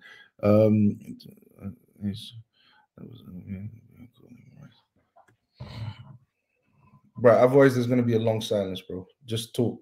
Oh, okay. So, well, you can mute yourself, I think, because I might be able to hear you while you're lip reading. So basically, Armenia has never recognized Artsakh as an independent state, which further compounds the fact that maybe it's not a real country, and it never was, and that Armenia was just using it as a political ploy to annex its the sovereignty of its fellow nation, which is Azerbaijan, because Armenia has had expansionist ambitions for quite a while. Especially all the way back to 1994, kicking out 1 million Azerbaijanis from that region, genociding about 600 plus or so native Azerbaijani Muslims in Nagorno-Karabakh back in the 1990s. Since then, in 2019, 2016, so on and so forth, Armenia has been using this as a political chess piece to expand its sovereignty into Azerbaijan. Recognizing it would set things into motion and would not allow to have Armenia to play these, how can I say, these underhanded, dishonest games that it's been playing for a while in the region, where it's pretending to aid the people when they're really just, it's a de facto military base with more soldiers than it, well, not more soldiers than it had people, but certainly a lot of soldiers there, essentially being a threat to Azerbaijan itself. I know you're reading it. What I'm going to do, I would have to double check. Okay. I would have to disagree with that. Just because historically speaking, that land there was fought over, and it wasn't because this is what I'm trying to say. Until 1915, the Islamic State, the Islamic world, the Ottoman Empire, pretty much ruled over Armenia. So the only people that came to the aid of Armenians was the Russians. The Russians came in aid of Armenia, and they actually promised. But I would have to find it. But you guys can fact check me on this. It was actually promised by what's his name, Stalin. Because basically Armenia wanted Artsakh to be recognized,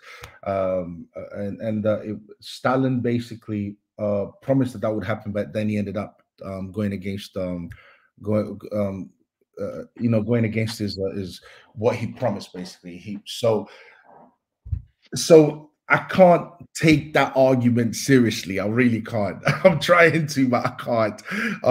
So for you to turn around and say, okay, this was just a ploy, the whole Artsakh region was just a ploy by Armenians for expansion, for dreams of expanding, doesn't make sense, because the Ottoman Empire, if anything, is the caliphate, it's Islam that has been trying to expand all over the world, or had aspirations of expanding all over the world, up until 1915, when 1.5 million Armenians were killed.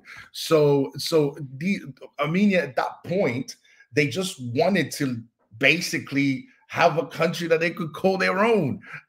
So it doesn't make sense, this idea that Artsakh was something that was promised to them, but it didn't pan out that way, and they fought for that land, and the Armenian helped them fight for that land.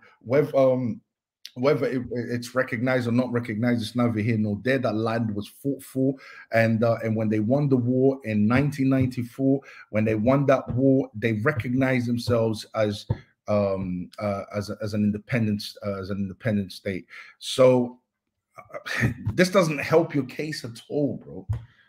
Who recognizes this independent state? Look, I'm just reading something. Artsakh recognized itself as an independent state. The sovereign status of the Republic of Artsakh is not recognized by any United Nations member state, including Armenia, but has been recognized by Transnistria, Abkhazia, and South Ossetia. I've never heard of those countries in my life. I mean, I can share it with you here. Please share. No problem.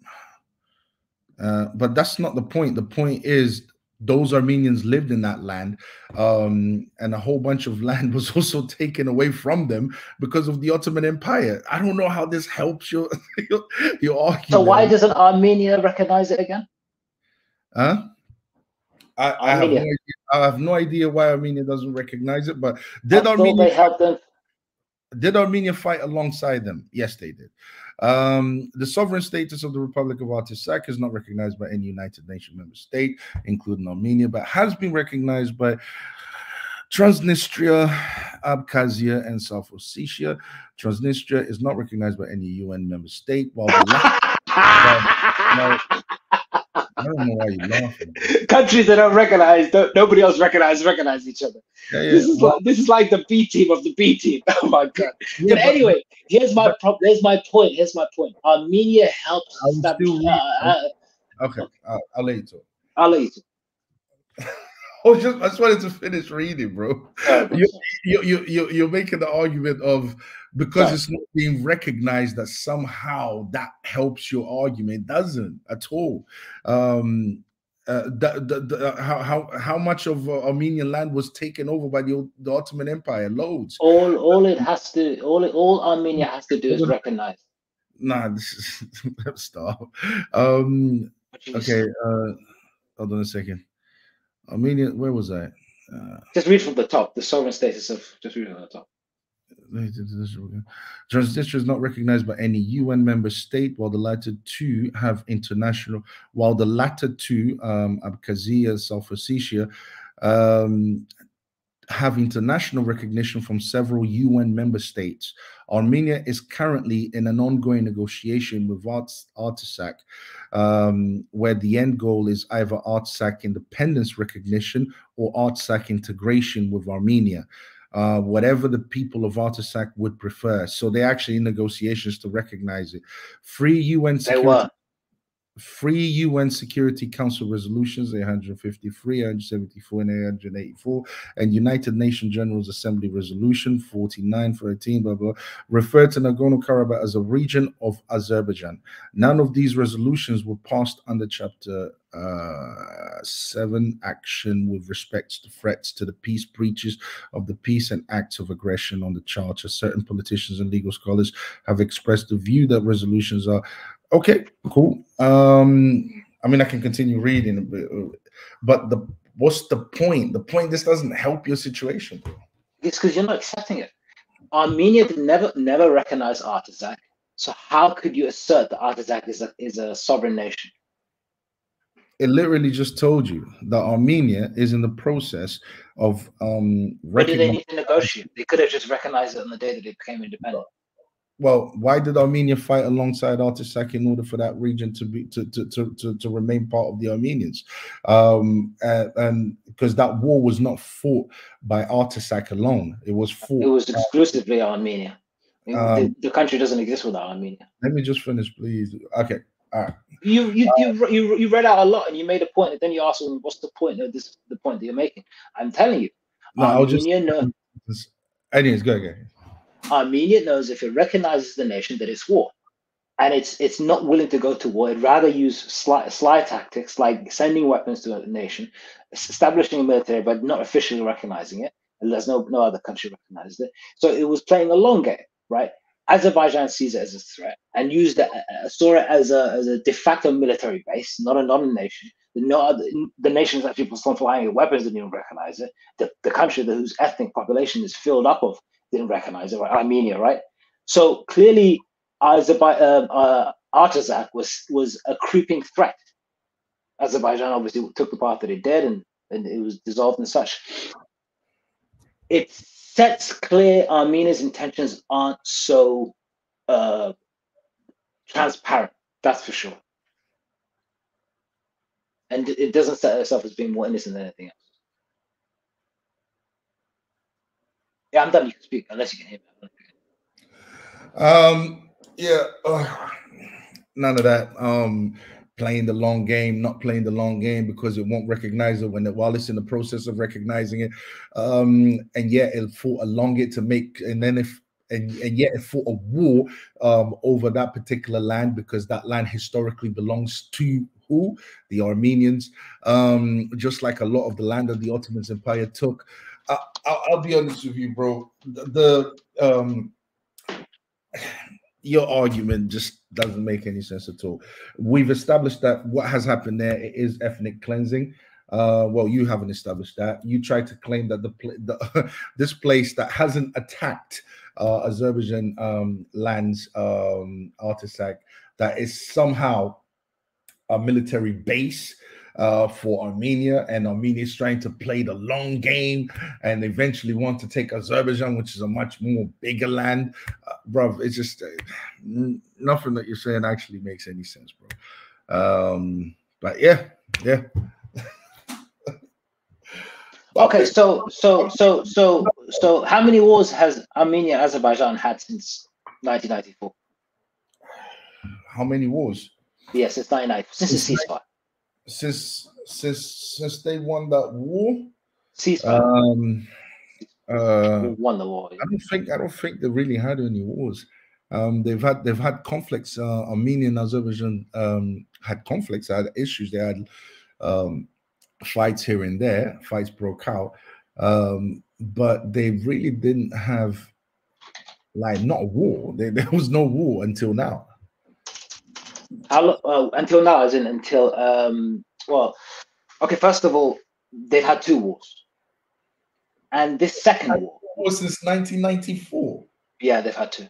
Are you sure you're calling conflicts wars? Are you calling conflicts wars, like a small fighting here and there? Are you sure you're not calling that a war? Okay. Let's say this. You said they've only had 1 war. Okay, show me the war. Show me the war then. No. I'm not gonna. I don't want to educate you, and then you argue against me. Then I educate you again. No. I am. You said, I'll use your words, Octavio. I'll use your words. You said they haven't had a war. They've had conflicts, but they haven't had an actual war up until this recent, right? Which is 2023, obviously, right? And you're saying differently, right? I presented the truth to you. You wanted evidence for it I refused. I'm not interested in giving you evidence because I know I'm educating you as much. Why not? As much. Why because not? I know I'm telling you. Because I know I'll be educating you, and then you just argue against it. So I'll educate you, present you with a fact, and then you reject it. Hold on. If it's true, forget about what I said. Forget about what. Let's throw out Weiss. Why did you throw out Weiss? Because you wanted to nitpick it. So that's fair enough. You said there was wars, right? There was wars. Yes. So there was wars between 1994. After they won that war, there was other wars that took place besides the one that we just recently had, right? Yes. Do you accept it? Show it to me. No. So now you said they've only had 1 war, and it's the most recent war. That's what you said. I never said any of that. You literally said that's in the recording. It's 1 hour 42 minutes. So when this video plays back, I'm gonna go straight back to 1 hour and 14 minutes. No, it's fine. It's fine. I've got the time. 1 hour and 42 minutes. It's fine. I'm gonna go back 2 minutes. Now, can you tell me? I'm getting there. Can you tell me which year the war was? I just mentioned it, by the way. Bro, are we doing the dates again? What war are you talking about? Okay, so the point of this discussion is to point out that you don't know enough to make a video about the topic, and you're conflating things, and there's a lot of misinformation out there. Again, you said there was a recent war. When was the war? I don't know what you're talking about, bro. You're saying you said 2 minutes ago. You said 2 minutes ago. No. I'll present the question to you. Oh, bro, let me finish. I haven't finished. You keep interrupting me while I'm saying. Every time I try to answer, you keep interrupting me. What's the question? Then I'll let you answer. You're not letting me speak. What's the question? You made an assertion. You said apparently I have made a video. I don't know enough. What is it that I said that I didn't know enough? Put it that way. Okay. Again, if you knew enough, you would answer the question. You said there was a recent war. About what point did I make in the video? Can I finish? I did not know enough. Hold on. What point did I make in the video? Because we're not good. Bro, I said there was ethnic cleansing in the video. Everyone knows there was ethnic cleansing apart from you. You're the only one who's decided not to recognize it. I would say You're being disingenuous. What is it that I don't know enough about? Ad hominem. That's fine. That's fine. Sure. So again, you said the recent wars, right? I said to you there's recent wars. You said there's only one recent war and a few conflicts. What was the recent war? Which year? And I've just said it already in the past 4 minutes. Which year? I know there was this war. Which year? It wasn't a war. It was more like an attack. Azerbaijan attack. Well, that's still a war, though. Still a war. No, it wasn't a war. Well, they attacked Artsakh, and then Artsakh. I don't think they were even prepared to to fight back, because they don't have a military like Azerbaijan does. The military in Artsakh is nowhere compared to what Azerbaijan has. See, this is the problem. Okay. Yeah, but what's the point that you're trying to make? Because you're not making any point. You're just saying. I'm asking you a question. What was it? There was a war that was won in 1994, and there was this situation that just happened. Now, where Azerbaijan decided to attack Artsakh. Sure. What is your point? When did it happen? When did it attack? I don't know. Was it 2022? But it started in 2010 or something like that. What's the point? Okay. Bring up the date. What's the point that you're trying to make after that? Again, the point. Okay, sure, I'll get that. It's fine. You don't need to jump the gun. It's fine. It's too impetuous. So the point I've been making throughout this video is, generally speaking, you don't know enough, and you're presenting information with half. Saying that, but you haven't made a point. I've just made my point. I asked you when the war was. You can't give me the date. So hold on. Now you spoke. I listened to you carefully. You can't give me the dates. You don't know the death toll unless you do. Do you know what the death toll was in the previous conflict? What has that got to do with what I said in the video? Oh, it's overall, you do not know enough. In my video, but yet you haven't made you. Okay, what is it that I said in the video that shows that that shows I didn't have enough knowledge on the situation? What's the point? What did I say in the video? Okay. Again, I'm making the point right now that generally speaking, you don't know enough. Do you want to go? Okay, fair enough. You want to go back to the video? We'll go back to the video. It's fine. We'll go back to the video. That's fine. But what part of the video? I haven't memorized the video. We'll have to play. I'll skip to a random part of the video and I'll disprove you from that. Is that all right? Do we do that? Go ahead. You can see the video in the thing. I don't remember some dates. You should remember those dates. It's not inconsequential. You should know them. You should study. Everything you said is true. It's ethnic cleansing. That's true. There's no evidence for that. What's your evidence for this ethnic cleansing? I've already provided the evidence and everyone can see it. You're just being disingenuous at this point. That's not fair. That's not fair. You're being disingenuous. Bro. And now you're trying to attack my character by saying I attacked your character. You don't know enough. So your character. You don't remember a certain date. You should do. Of course, it's a war. People are dying, bro. People have died in this conflict. You should know the date, bro. Stop, man. Stop. That's embarrassing. Oh, fair enough. I guess it doesn't matter. How many was it? 200 who died? Or was it 300 who died? Was it 5,000 who died? You have to play the video back and show me where I gave a date that contradicted the date that you mentioned. No. I never said you made a date. But I'll find a bit in the video randomly. I don't remember a date. No, I never said that. I said you generally don't know enough. I'll play the video. This Octavio, you gotta stop. You gotta stop. It's just going off the rails now, and it's okay. But just calm down for a minute. Right? I'm gonna play the video. I'm gonna go to a random point, and I'm gonna disprove whatever you say in that random point. That's not linked to what you're saying now. No. I'm testing your knowledge in general. I'm testing your general knowledge. You don't know enough about these major. What are you talking about? Why? Do you think it's not important to know when the last conflict was and how many people died and how long it lasted? Of 120,000 people. What are you talking about? What ethnic cleansing? No, you keep going back to that. It's fine. Maybe you're making up your own definition of ethnic cleansing. So I don't know. I don't know why you keep saying that, but it's fine. Do you know Let me play the video. It's fine. If you want to click on the video, the file's still there. Bro, I want you to prove the point that you're making. You said because you want to distract from the video. Let's go to the video. No, you made a point. You said apparently I didn't remember an exact date. Okay, even though I told you there was a war where Armenia won back in 1994. Okay, yeah. Was it in 1996? Was it in 1995? Okay, let's say I didn't remember the specific date. There was another war back that just happened recently in 2022. Okay, I know there's 2 wars that have taken place around this time, but because I don't remember the exact precise date, I don't somehow know what I'm talking about. Do you understand how that's faulty logic?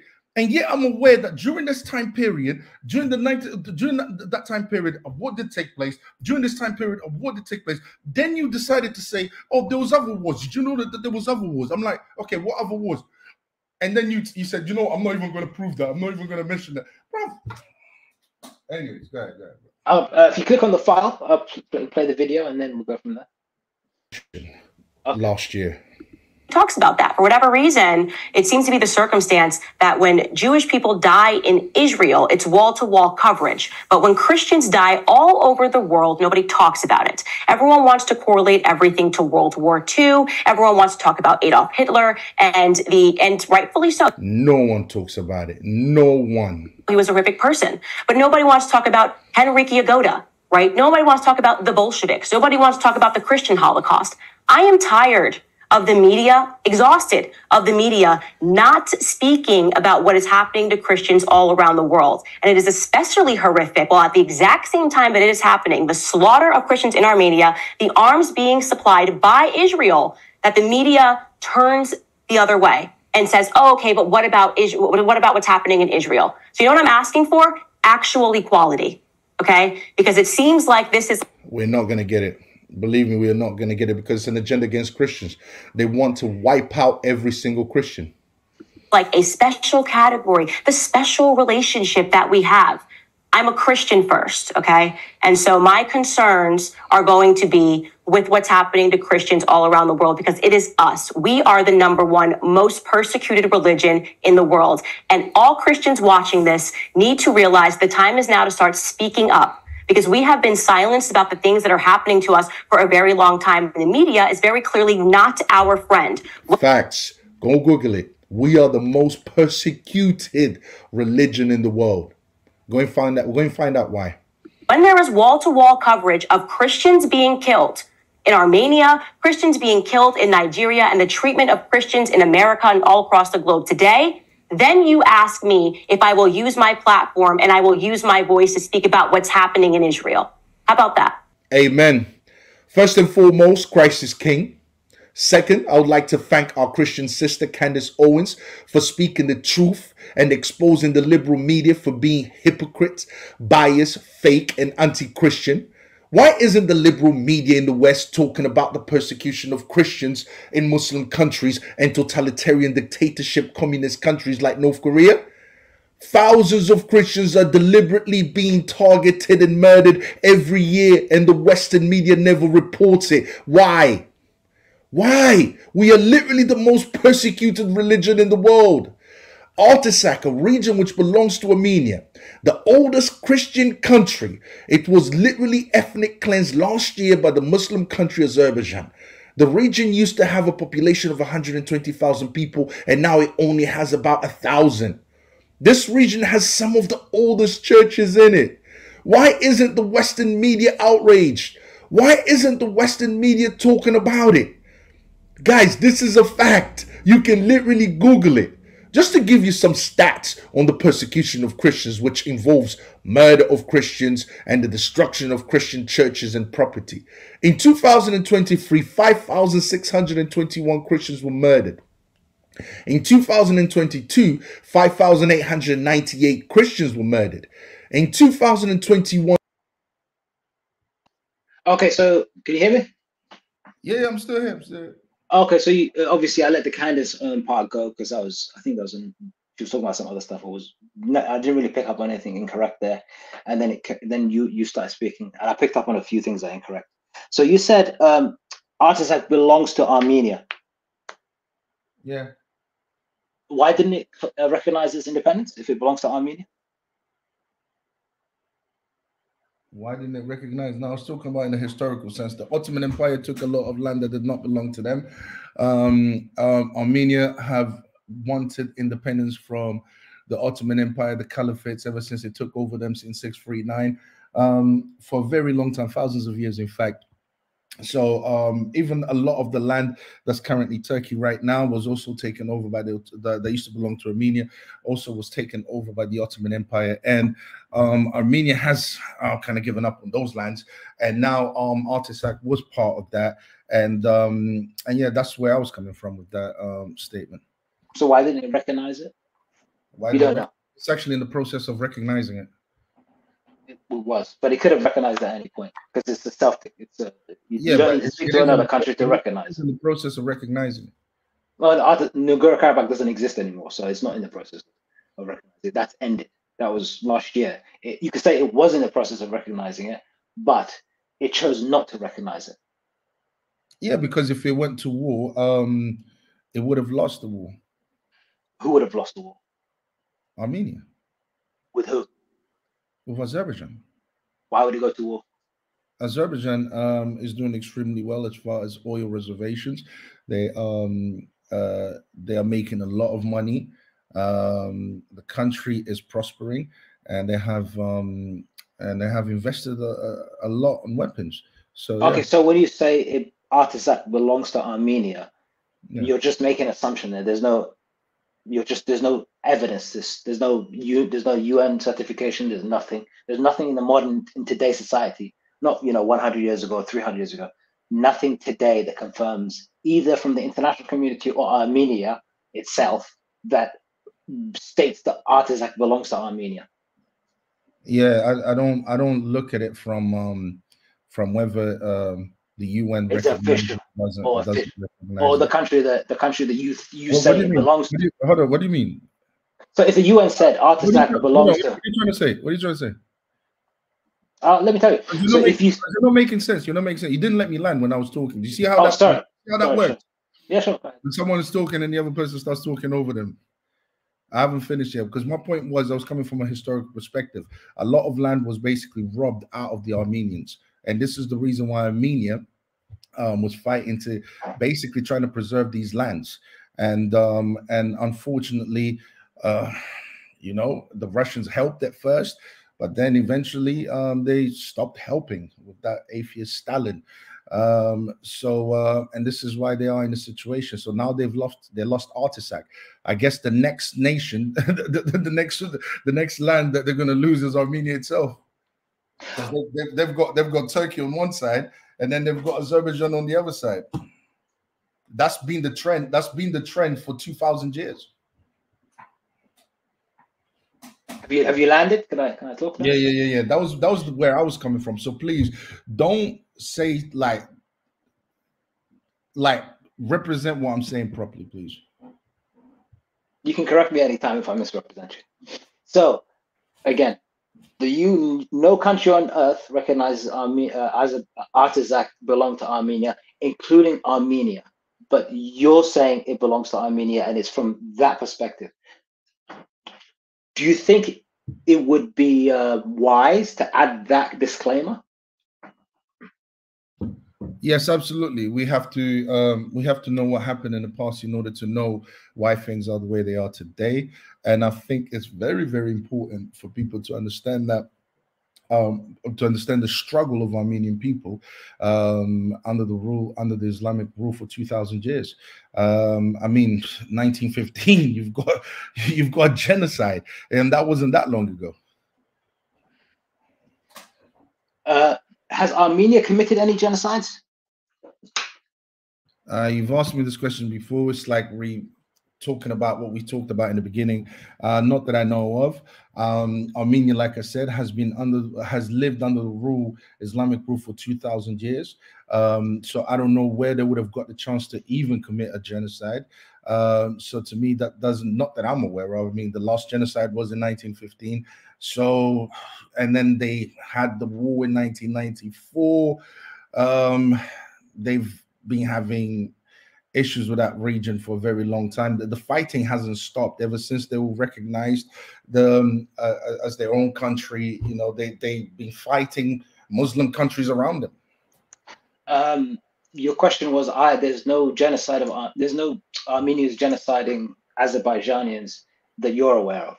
in 1992. That's the year. 1992. So when you mention the Armenian genocide, please also confirm that the Armenians have also committed a genocide. It kind of balances things out. 1992. What happened in 1992? I'll give you the details. I'll put it in the chat later on. I don't want to give another seminar. No. We're not doing that. What we're doing is you're going to tell me exactly what happened. What was the genocide? What happened before? What made the Armenians, commit this genocide? What happened? Why are you assuming that they were forced into doing that? What happened to the Armenians to do that? Answer the question, bro. What happened? I don't know why. Okay, I'll answer that in a minute. I'm just going to go through another one or two more points. Exactly. You're Googling stuff, bro. No, I can show you right now. You're going to any site. You're basically going to any site and you're just making up stuff at this point. No, literally it's right here. You said, okay, let me find out genocide Armenia.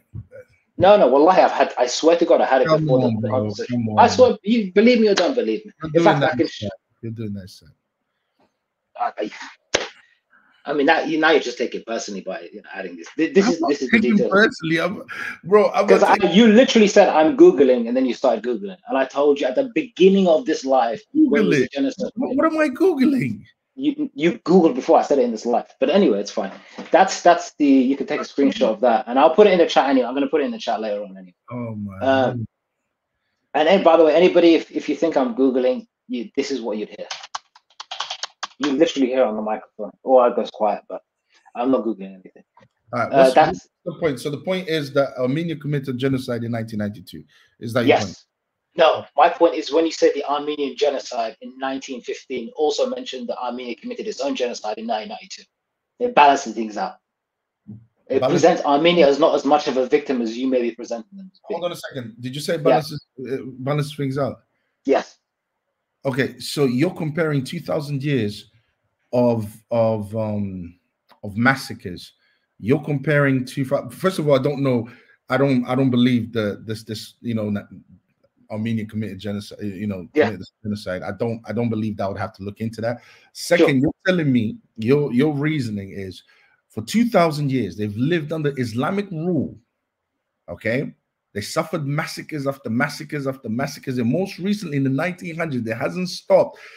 They went for the biggest massacre of all, 1.5 million.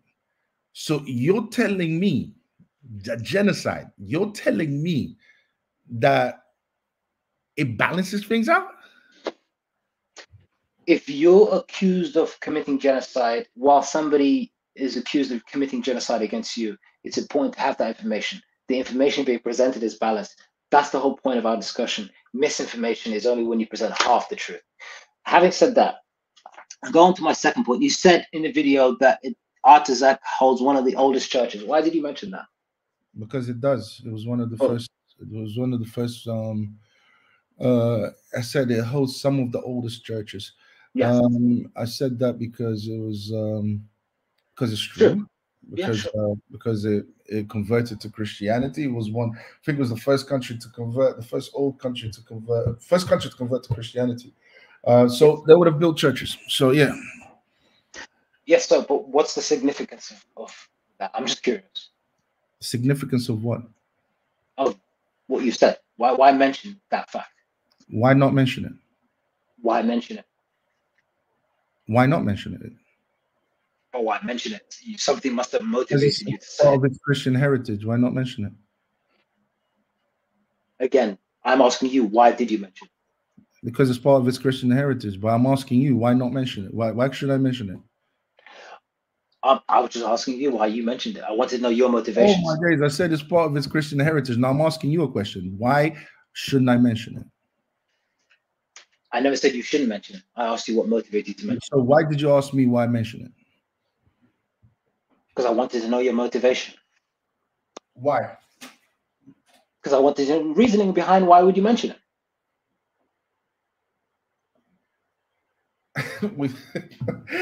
You're looking for something that may not be there. I mean, you have the answer. I'm trying to find out where you're going with it, and you're not telling me where you're going. So basically, there's no reason behind it. There's no reason. Is that what you're telling me? So you're just asking questions for the sake of asking. No, no, no. If you make a point, I'll ask you why you made that point, if I'm curious, right? And then if there's something there that I can focus on, I'll focus on. If there isn't, right, then I won't. Like other points that I've made. I see. Like the next point I'm going to make. Hold on. I thought you were trying to. I thought what you were trying to do is Okay. you're going to pick up things that you thought, okay, this doesn't make sense, or this is incorrect. Okay, cool. Mhm. All right. So I thought when you asked me that question, you were about to point out something that's incorrect. This is what I was thinking. This was my train of thought. So Sure. I'm like, okay, cool. He's about to mention something that I said that's incorrect. That's the reason why he asked me the question, Yeah. and nothing. Okay. Sure. Maybe you're too on the defensive. Maybe I can point out something that I'm not sure about in your video, why you mentioned it, what your intentions are. Bro, I only became on the defensive when you tried to attack my character. I never attacked your character. I think you present the video again. How did I attack your character? Let me know. Go ahead. What's the next point? Let me know. You made the point. It's fine. I'll hear it. And shout out to everyone watching. Got 15 of you guys watching. But yeah, we need to end it soon. But go ahead. I'm literally trying to answer every question you have. And I think you've done well. You've answered the questions. Some of the answers are incorrect. My mood don't change because of that. But I don't want to go into that. I would rather go into what other questions, because I don't want someone to say, oh, you know what, you focused on this rather than focus on what he had an issue with. And I like to be a fair person. Sure, fair enough. Okay, so my next point is, you mentioned Azerbaijan, a Muslim country. How are you defining it as a Muslim country? Because as we've established, Armenia isn't a Christian country. So Muslim country, because the majority of people there are Muslims. The majority of the religion is Muslim. That's the main religion there. If you look at the flag, you've got the Islamic sign. So yeah, it's a Muslim country. Okay, so it's a Christian country if it has a theocracy, but it's a Muslim country if it has a flag. No, you asked me how I define a Christian country. Yes. I told you how I define a Christian country. How do you define a Muslim country? How do I define a Muslim country? I define a Muslim country based on the majority, based on the policies that, for example, that it passes, the laws and so on and so forth. So, for example, if for example, let's say, if I go to a Muslim country, right, and I try to convert people, that would probably be illegal. All right. So most of the laws in that Muslim country reflect, Sharia laws. It reflects the religion, what the religion teaches, up to a certain extent. I know they are under pressure from the secular world, because they want everyone to become as degenerate as them. But so when you go to Muslim countries, you will find that that a lot of its laws, regardless of how people act on the ground or not, a lot of its laws do reflect what the religion teaches. Okay, so you said a Muslim country, for example, you can go to, this is an example of how you would define a Muslim country, where you'd go to a particular country and you would not be able to, what's the word? I don't want to use the word evangelize, but promote your faith, right? Because conversions aren't allowed. That's an example of what we do. You would define as a Muslim country. Just an example, right? No. I would say just use the fact that it reflects the laws that the country has. Yes. Reflects the religion, or reflects the teachings of the religion more than. But you gave that example because that would relate more to a Muslim country, because in Muslim countries, you can't necessarily promote your faith. But I could give other examples, but I'm sure there's plenty of other examples. But yeah, go ahead. Thank you. But that's a nice simple example, I think one could think of, because I think you mentioned that before, maybe, but I agree that that's a reasonable example, because that's specifically religious based. Does that make sense? Okay. Does that apply to Azerbaijan? Does that apply to Azerbaijan? Yes. I'm sure it does. It doesn't. I'm not clear. I'm not clear, but I'm sure it would. So this is the missionary group, if you want to put it on the screen, of Azerbaijan. These people promote Christianity in Azerbaijan. They promote Christianity in Azerbaijan. Yeah. A lot of gospel need and Mission Eurasia works in Azerbaijan. Hold on, and the other countries of Eurasia to train and equip young Christian leaders for effectively ministry. Azerbaijan is a Muslim majority nation that shares a border with Armenia. Like Armenia, it was also incorporated into the Soviet Union for several decades and continues to suffer the same fate of former Soviet nations, even independence, corruption, weak education and health care, and an unavailable judicial system. What is this? In recent years, presidential term. It's so small I can barely read it. It's fine. The point I'm making. This is a missionary group in Azerbaijan that promotes Christianity. These examples of Christians like him, people converted from Islam to Christianity on their missionary website who live in Azerbaijan. So there's you could argue a growing Christian population, and Christianity is allowed to propagate in Azerbaijan. Along with that, I'd like. Sorry, bro. Let me just say one thing. What happened to him? He'll probably come back in a minute, guys. I'm not going to talk until he. I hope you guys enjoying this. We're supposed to be only debating for 2 hours. Sorry, just having a discussion for 2 hours. There he is. There. Sorry. Yeah. Go ahead. Yeah. Just be aware, guys. I kicked myself out accidentally. It wasn't him. Sorry, I was just gonna say, bro. That article there. Yeah. Okay, I don't. I'll put it again. I'll put it up again. Sorry. No. That article, I don't consider that enough or sufficient evidence. I just want to let you know that because it isn't an article. It isn't. It's a website. It's a missionary website for Azerbaijan. That's fine. The persecution of Christians is something that hold on a second. Let me just share something with you guys. Hold on a second.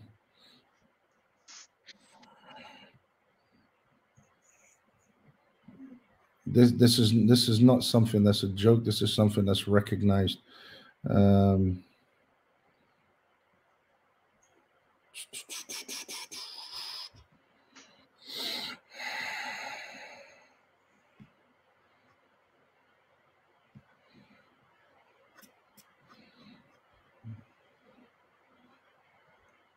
But I think you were making the point of Azerbaijan.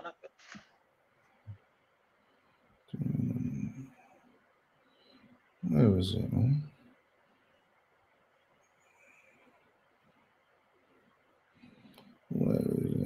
You're making the point that apparently it's okay to practice Christianity in Azerbaijan to the point where missionaries can promote the faith. Missionaries can promote, and this is just something that's in Azerbaijan, right? Is that what you're saying? This is something what? It's just something that's found in Azerbaijan, or is this found all across the Muslim world? I couldn't comment. I haven't looked into it. You haven't looked into it? Yeah. Okay, I'm still trying. Not enough anyway. Not enough. Not enough. Okay. You should look into it. So go ahead. I'm still trying to find it. When I find it, I'll basically comment on it. I don't want it to take up too much because I've got to go in like maximum 15 minutes though. Yeah, because we've been at it for a long 2 time. 2 hours 13, which is fine, but just like you know. Okay. According to U.S. diplomat. Could you put out? Trying to find it in February. Okay, hold on, let me just send that.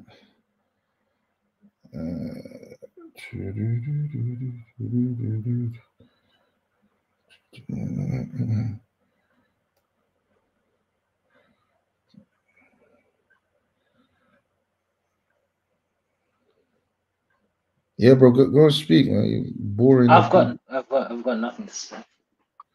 You're boring the people. What's wrong with you, man?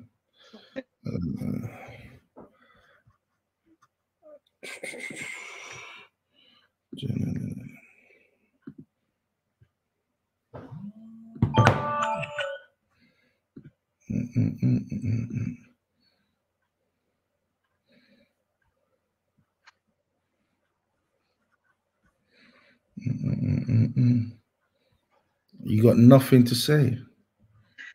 Not really, because this is my last point, and then I'm probably gonna And then you're done. This was it. I'm exhausted. Yeah, You're gonna have more. we can do a round 2 if you like. I don't. It's a bit exhausted.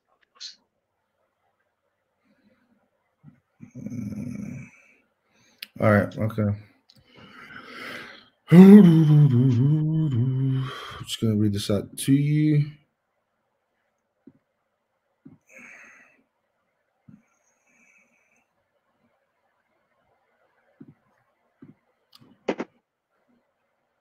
All right. The persecution of Christians by the Islamic State involves the systematic murder of Christian minorities within the regions of Iraq, Syria, Egypt, and Libya controlled by Islamic terrorist group Islamic State. Persecution of Christian minorities climaxed following the Syrian civil war and later by spillovers. Okay. On February 3rd, 2016, the European Union recognized the persecution of religious minorities, including Christians, by the Islamic State as genocide. The vote was unanimous. The United States House of Representatives followed suit on March 15, 2016, declaring that these atrocities against minorities were genocide. On April 20th, 2016, the British Parliament unanimously voted to denounce the actions against minorities as genocide. I mean, this is the reality of what's actually going on. Oh, yeah. So the point I was trying to make earlier was you setting up that website. Okay, bear in mind, Christianity is 3%, and every year it gets smaller and smaller and smaller in Islamic countries. Okay, so do you have? So all I was trying to say is you setting up, you turning around and putting something on the screen. Okay, basically doesn't prove anything, because more research needs to be done to see if this actually matches what's actually going on. Okay, so again, is that Azerbaijan what you put up on the screen? Or was it Islamic State in Iraq that killed a lot of Muslims? A lot of Muslims? No. Yeah.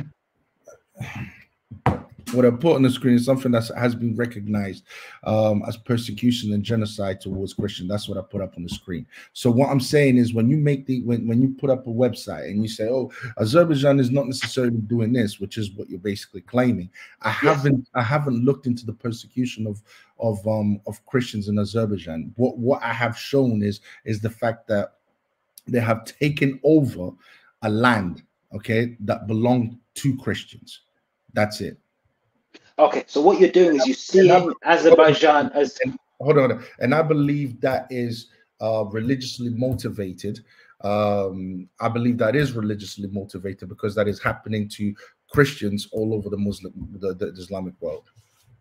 And your argument is that apparently this is, it doesn't happen in Azerbaijan, apparently. That's what you're claiming. You have no evidence that it is. You have zero evidence. I have evidence on the exact opposite, that Azerbaijanians, Christians, are thriving, are successful, are happy, are greater in number outside of Nagorno-Karabakh than they ever were. There's, as I said, 275,000 in Azerbaijan in comparison to the 100,000 or so in Nagorno-Karabakh. That's one. Two, you said Azerbaijan is a Muslim country in your video, but by your own definition, it's not a Muslim country. Every piece of evidence that you'd like to confirm that it's not a Muslim country, I can give you. You are projecting by presenting an example of Islamic State, which has nothing to do with Azerbaijan, has no relation at all, right? Besides the fact that some call them Muslim, ISIS calls themselves Muslims, or Islamic State, whatever it's called, and Azerbaijan has a Muslim majority. Because in your mind, all Muslims, or at least what you're trying to present, and how you perceive it, is Islam and Muslims are a threat to Christians universally, and no Christian is truly safe based on what you presented so far in any Muslim land. No evidence though, just conjecture, conflating points, and no evidence to confirm your assessment in Azerbaijan. Now, again, Azerbaijan is a Muslim country, as you said. I've given you examples of religious freedom. I've given you examples of people promoting religion within Christianity within the faith. I've given you examples of people converting. I can give you examples of select people. What else would you like to confirm that it's not a Muslim country?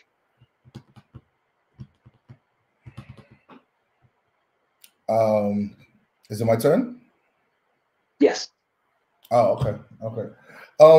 At this point, I guess we're just giving our solutions then, or giving our final thoughts. Was that your final thought? No, that was actually a question. I don't understand the question, because a lot of what you said I disagree with. What evidence do you? I can repeat the question. But that's what I'm saying. I think we're just going back. We just keep going in circles. In circles, because we've addressed all these issues. I mean, if I was to reply to what you've just said, it would just involve me repeating what I have literally proved, which is I've shown people the website where they can go and find out the Islamic persecution of Christians all over the world. I never turned around and accused the majority of the Muslim people. Never did that. But I did recognize that this persecution is happening in the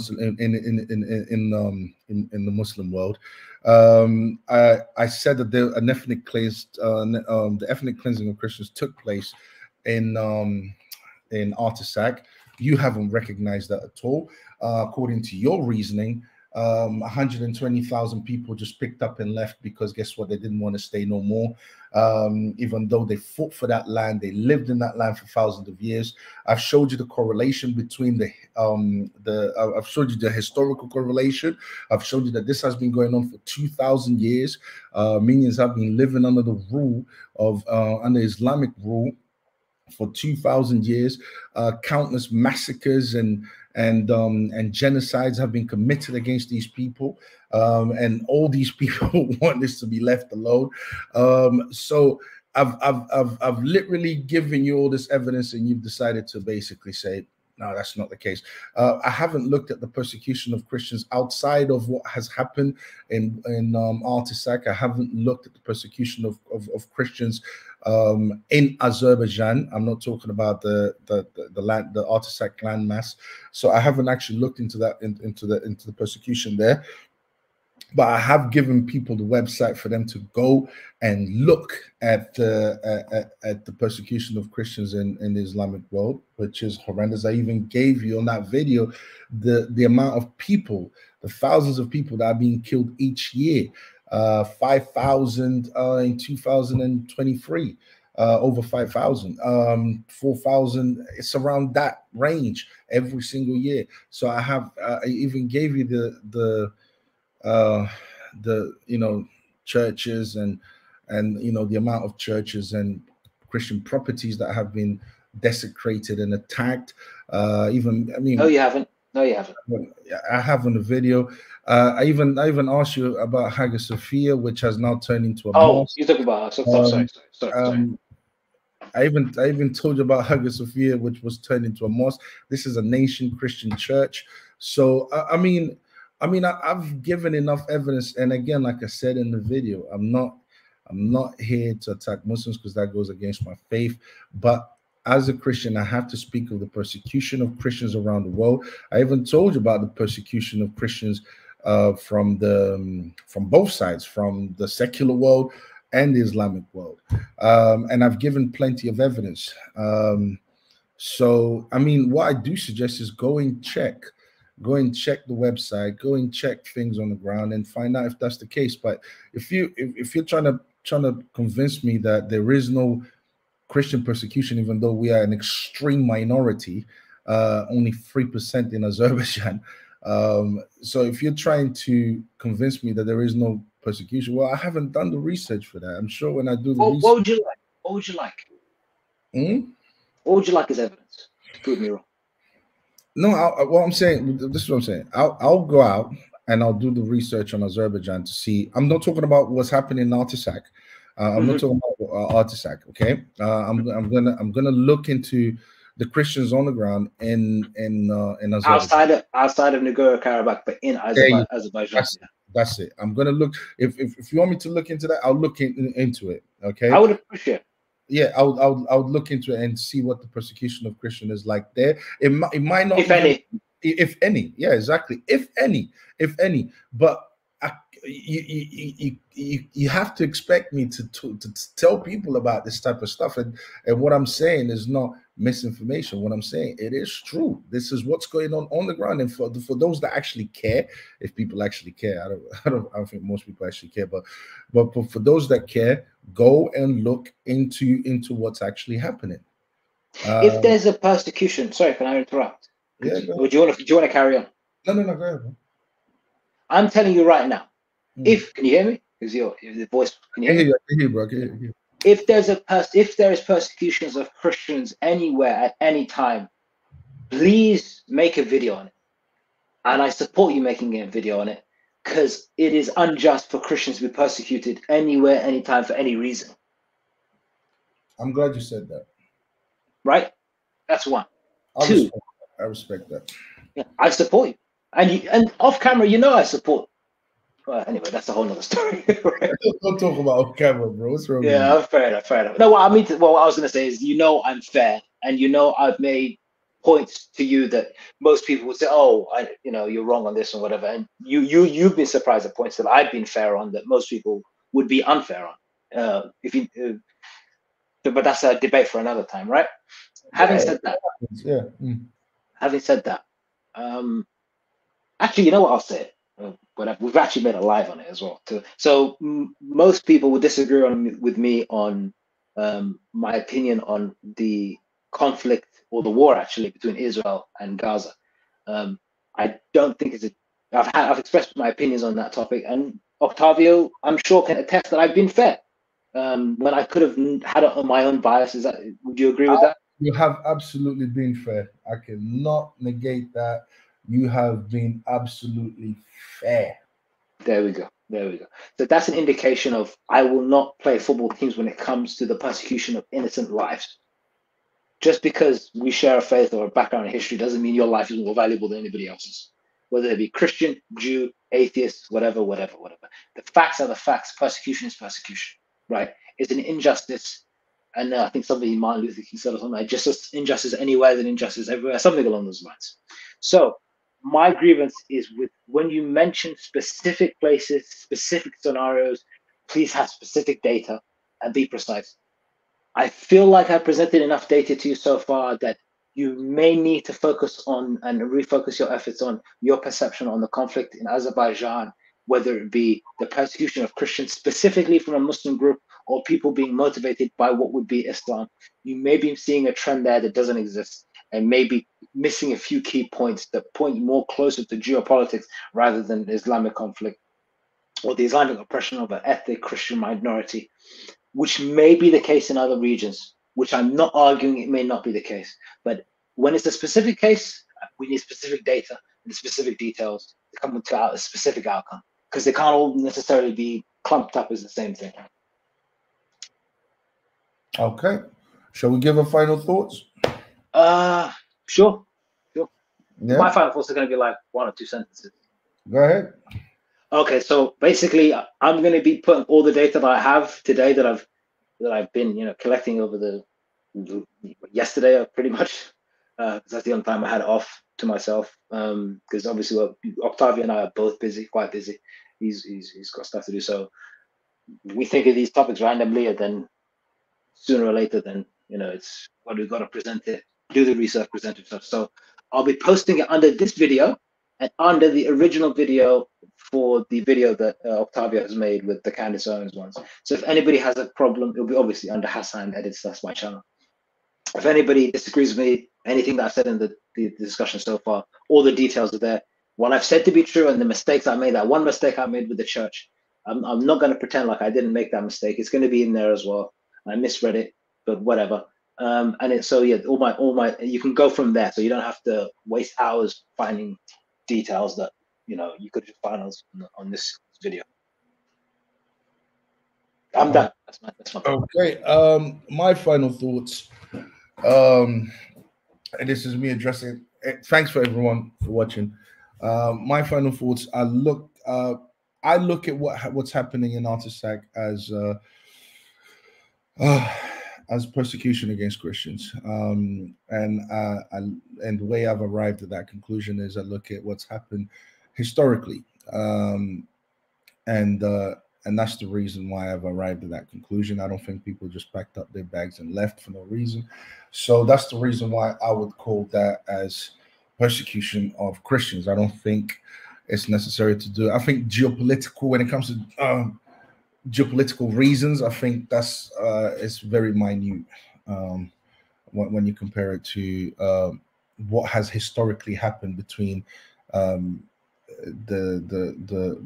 between Islamic caliphates, the Ottoman and Armenia, and what has recently happened in the 19th century. The persecution of Christians in the Islamic world is a reality. Is something that needs we need to speak more about. We need to bring more awareness, and loads of Christians, apologetics people, people like Candace are basically being vocal about it, and it's important to be vocal about it, and it's important to look as to why that is. I've had a great debate. I think I presented plenty of evidence to back up all the claims that I made. But if we're going to look at this honestly, I was really and truly just my brother here. He didn't like the video. He felt that the video wasn't, accurate enough. So he approached me and said, I don't agree with it. I'd like to pick your brain on a few things. And that's what this discussion was really about. It was really about me sitting here and finding out what it is that my brother had an issue with. And the video was 9 minutes long, and the things that you personally, I think, had an issue about were not that many. I was expecting to be more, to be honest with you, but nevertheless, it was a great debate. It was a great back and forth. I'm sure you people are going to enjoy listening to it, and for those that are not here are going to enjoy listening to it in the future. But anyways, guys, I enjoyed it. I like this. Much respect to Octavia for having me on, because it's one thing to make a video, but it takes a certain level of character to actually allow yourself to be questioned on the video they made, and have a discussion with someone. So thank you very much for having me on, and and it's an indication of your character. Please don't assume that I'm questioning character. We'll talk about that later. But the thing, guys, listen, and this goes to everyone. All right, if you disagree with anything I say, if you think there's an important topic we should be talking about, please email me on Solution Podcast. It's the Solution Podcast Official at gmail.com. So solutionpodcastofficial@gmail.com. So email me, and yeah, we can have a live and have a chat and talk about it and get to the bottom of it. I'm not perfect. I don't always get everything right. I do get 99% of things right, though. So very rarely I can get things wrong, and I mean very rarely. But yeah, and I think it's important. None of us are perfect. We can get things wrong, and I think it's important to have these discussions and correct. There's nothing wrong with being wrong, as long as you go out there and you do more research and you correct yourself next time you speak. I think that's important for all of us. Anyways, guys, I hope you enjoyed the debate. Peace. Shouts to everyone. Take it easy.